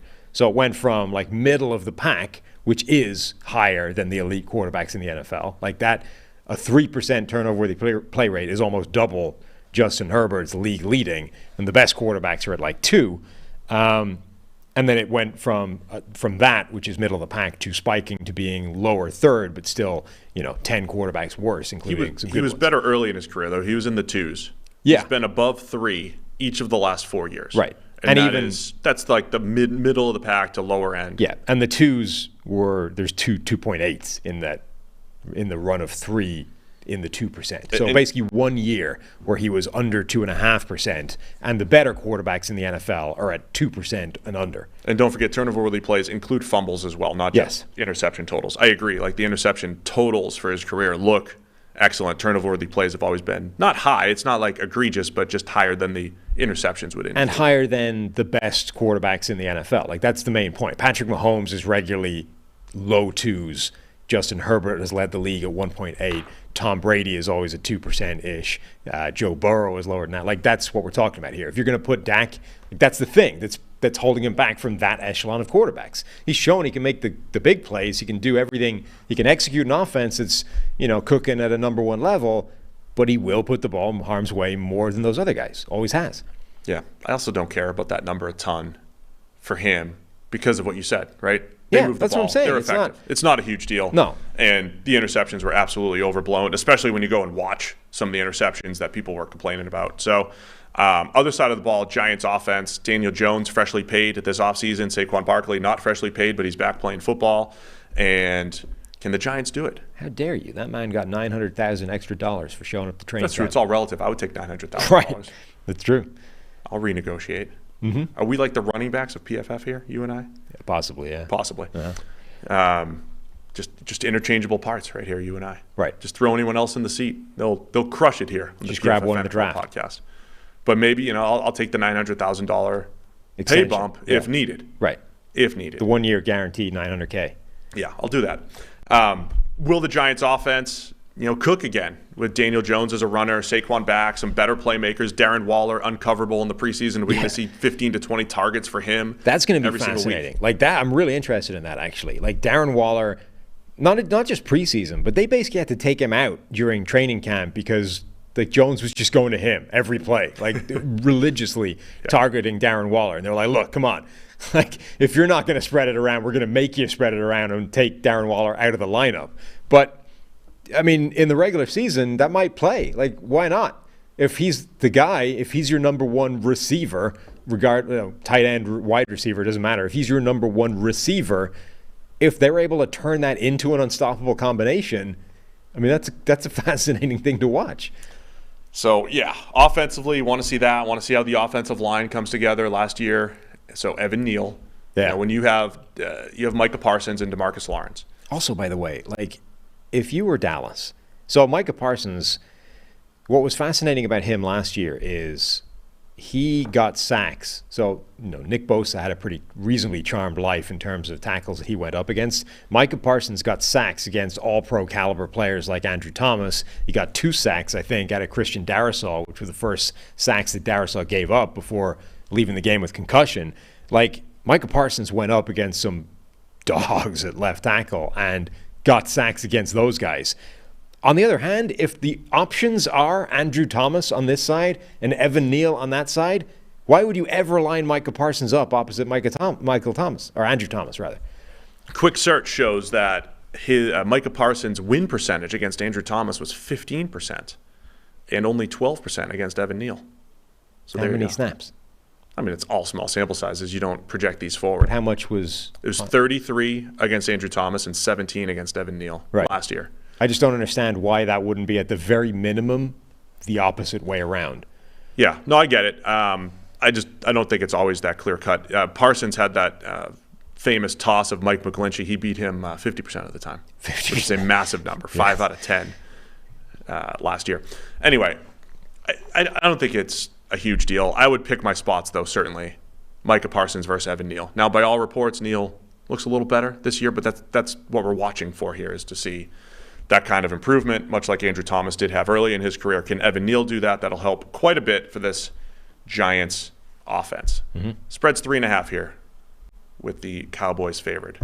I'm going with Dallas. I want to see. Look, we're on record as being low on the Giants relative to certainly Giants fans and to a lot of other people. I'm fine being wrong on that, but I'm going to need to see it before I recognize it. Same. Yeah, all my offseason analysis, Dallas good, Giants better, but starting from a lower spot despite their record last year. Give me Dallas to cover the 3.5. Mm-hmm. On the road, Sunday Night Football. And then Monday night. Only one Monday night game for week 1 this year. But what a game. Buffalo Bills at the New York Jets. Josh Allen, Aaron Rodgers. Did I say Andrew? You did. Aaron Rodgers coming in at home, first home game here. And the Bills are favored by 2.5 on the road against the Jets. Remember, the Jets did beat Buffalo last year with Zach Wilson. That was the Zach Wilson turning point. We are disrespecting Aaron Rodgers right out of the gate. You know how he doesn't like that. What? They're not favored. Oh, is he mad about that? Who knows, but he should be. If I was him, I would be. Oh, Man's mad at a lot of things. If you can't find a way to get mad about not being favored at home in your opening week, nobody believes in the Jets. that's what. Yeah, exactly. Nobody believes in them. So I tweeted this out yesterday, and I believe the Tuesday morning narrative will be one of the following. Either Aaron Rodgers, the cliff has hit, the Jets wasted this offseason, he's too old. Aaron Rodgers, too old, Jets are terrible. Or the Buffalo Bills, the Super Bowl window has been slammed shut. Never, ever to be opened again. The Bills, they blew it. They're done. It's over. The Jets are the new kings of the AFC East. Yeah, okay, because that last part is like, if that's the way this game goes, nobody is going to be talking about the Bills. The Bills will barely get a mention if the Jets roll and win that week one. Yeah, I'm just saying, like, there's going to be a narrative for both teams somewhere. It will be Aaron Rodgers and the Jets are going to the Super Bowl, and by the way, the Bills might be toast. But, like, to hell with that. The point is, Rodgers and the Jets, that's the focus. So what's it going to be on Tuesday morning here, Sam? I mean, I'm not buying into either one of those extremes, but we don't do that here. We are not going to do that on the PFF NFL podcast. But I'm buying the Jets. Like, I think they're going to be for real. That defense is nasty. I don't know if DJ Reed is right and they can rival the 85 Bears, but it should be damn good. And I think the offense will work. Like, I have concerns about that offensive line. I think that's still a weakness. But as long as Garrett Wilson is out there, I think the passing game is going to be good. I think the run game can function as well with Breece Hall, Dalvin Cook. I think their offense will look good. I think the Jets are going to be good. One of the big questions for the Bills is Tremaine Edmonds leaving a void at linebacker. Tremaine Edmonds, he was one of those guys. I think maybe the hype was a little bit before the production, but he was very productive last year. Mm-hmm. Very good. He goes to the Chicago Bears. And so linebacker, it's been Matt Milano, who's awesome at covering running backs, and the battle between Terrell Bernard and Tyrell Dodson. And I think they claimed Christian Kirksey and threw him on the practice squad. So linebacker, we don't talk about linebackers a ton on this show here, but that's like your big question mark on the Bills defense. That and cornerback 2 opposite Tre'Davious White, which is an annual concern. Last year's, 6th rounder, Christian Benford wins the job over last year's 1st rounder, Kair Elam. That's not always a great sign. I mean, good for Benford, not good for Elam and the Bills. He's still there. And I know he's still there as a backup. Those kind of holes, right? When you talk about Dalvin Cook running the ball, you talk about Aaron Rodgers and how he's going to probably feed Garrett Wilson. I don't think you're going to see a ton of matchup. Tre'Davious White matching up with Garrett Wilson, but we'll see if that's where the Bills go. But that's just something to keep an eye on. The Bills on the defensive side of the ball have a few of those question marks, plus Von Miller out until week 5, of course. So you got to rely on some other guys up front. That's the big thing to me.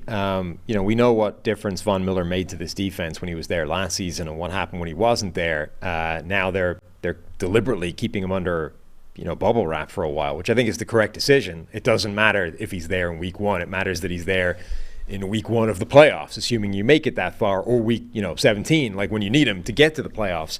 But without him, you're left with the same problem, right? Which is, can Gregory Rousseau essentially be Von Miller and create the pass rush by himself? Can Ed Oliver take a step forward and be a dominant pass rusher, not just a good guy? Can Leonard Floyd combine with Rousseau and create, an aggregate pass rush that can offset the loss of Von Miller? Basically, can that defensive front function at the level it was at when Von Miller was there, and not the level it was at when he wasn't?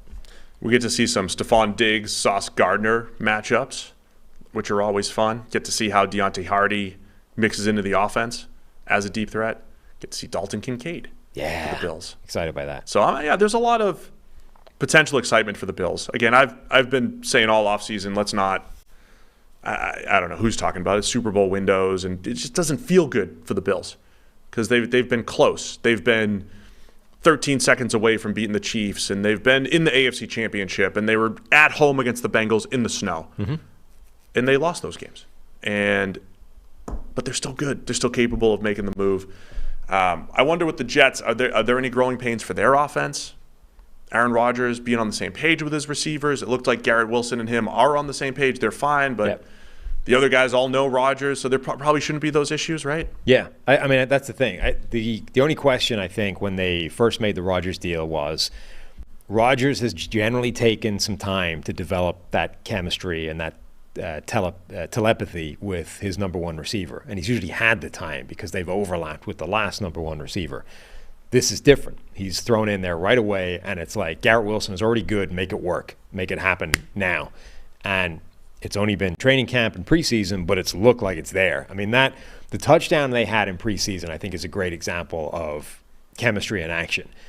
He immediately identified he was one-on-one on the outside, and not only was he happy to throw the ball, but when you look at the way he thread the needle, like he sort of, it looked like a guy trying to sort of land a ball in like a carnival event, where it was like this little touch, let's just drop it into a bucket, over a cornerback who was there in pretty tight coverage, just had his back turned to him. Like that's the kind of chemistry that Rodgers had with Devontae Adams, that he had with Jordy Nelson. And he seems, at least based off small sample size, to have already decided that either he has it with Garrett Wilson or is at least willing to just take that gamble every time, which is the only real important thing. We know he's willing to do that with Allen Lazard as well. Lazard just doesn't have the chops that Garrett Wilson does. But, I mean, I think this should work. All right, man. It's pick time. Fired up for Monday Night Football. This is going to be a great start to the season. Bills at the Jets. Bills favored by 2.5. Where are you going? I think the Jets will pull it. I guess it is a shock week one. I think they win. Josh Allen had those turnover-worthy play problems last year, led the league. Yeah. And they were weird ones against the Jets. I mean, the Jets' defense looks fantastic. It's really good, yeah. But he also just had unforced errors against the Jets. Mm-hmm. I don't know what to make of those. You just assume that type of stuff's going to happen. He had some weird unforced errors, not pressure related, not coverage related, just didn't see guys. And Josh Allen generally, I mean, he's played amazingly the last 2 years. But those 2 years haven't necessarily looked the same, Like not 3 years he's played amazing. But last year wasn't the same as the previous two. He had the highest big-time throw rate he's ever had last season. 7.4% is nuts. Like, that is absolutely balling out with big plays left, right, and center, 44 of them. But he also had a turnover-worthy play rate, which spiked by a percentage point and was a lot closer. Like, 4.2% is higher than year two Josh Allen, when we were sort of still saying this guy's actually not good yet. So he's really leaned into this like wild variance type of play while still playing at a really high level. But you've got that on top of this idea of everyone kind of acknowledging that they need to pull a little bit off his plate, certainly from a rushing point of view, to try and, and extend his career and make sure he's not trying to play hero ball every single play. I get the feeling that Josh Allen is kind of right on that knife edge of trying to do too much at all times. And last year, maybe he took a half step above, the wrong side of that line. And if he can pull back this year and take a half step the right side of that line, that's exactly where you want him to be. We've said that like the last 2 years. But I think he's There's been a little bit too much on his plate. And I think he's been right on that line the last couple of years. Yeah. And Buffalo's big task, really, with Josh Allen, the quarterback, is to try and identify exactly where that line is, go right up to it, and stay this side of it. With Osiris Torrance coming in at guard, James Cook, Damian Harris running the ball. Will they run the ball a little bit more? Anyway, all that said, you're taking the Jets. I'm taking Buffalo. Still buying in that Buffalo is one of the best teams in the league. And I think the Jets will get there at some point, but I don't know if I'm ready to buy the hype just yet. Okay. So give me Buffalo covering the 2.5. A little over 2 hours. We did it. Easy. That's about our pace. 2 hour previews. If anything, the reviews are about 2.5. We've got a good cadence. If anything, that was a quick and tight show. Are we going to review it Monday morning? Is that probably the best bet? We'll be back Monday morning. We're going to do the 7 a.m. So listen, 7 a.m. Monday morning, we're going to review all the games. We usually go for about 2.5 hours. And we're going to grind it out. We're going to go through game by game and review all of the week one action. Don't forget, if you're here, get to our Discord. It's in the YouTube comments here, in the description.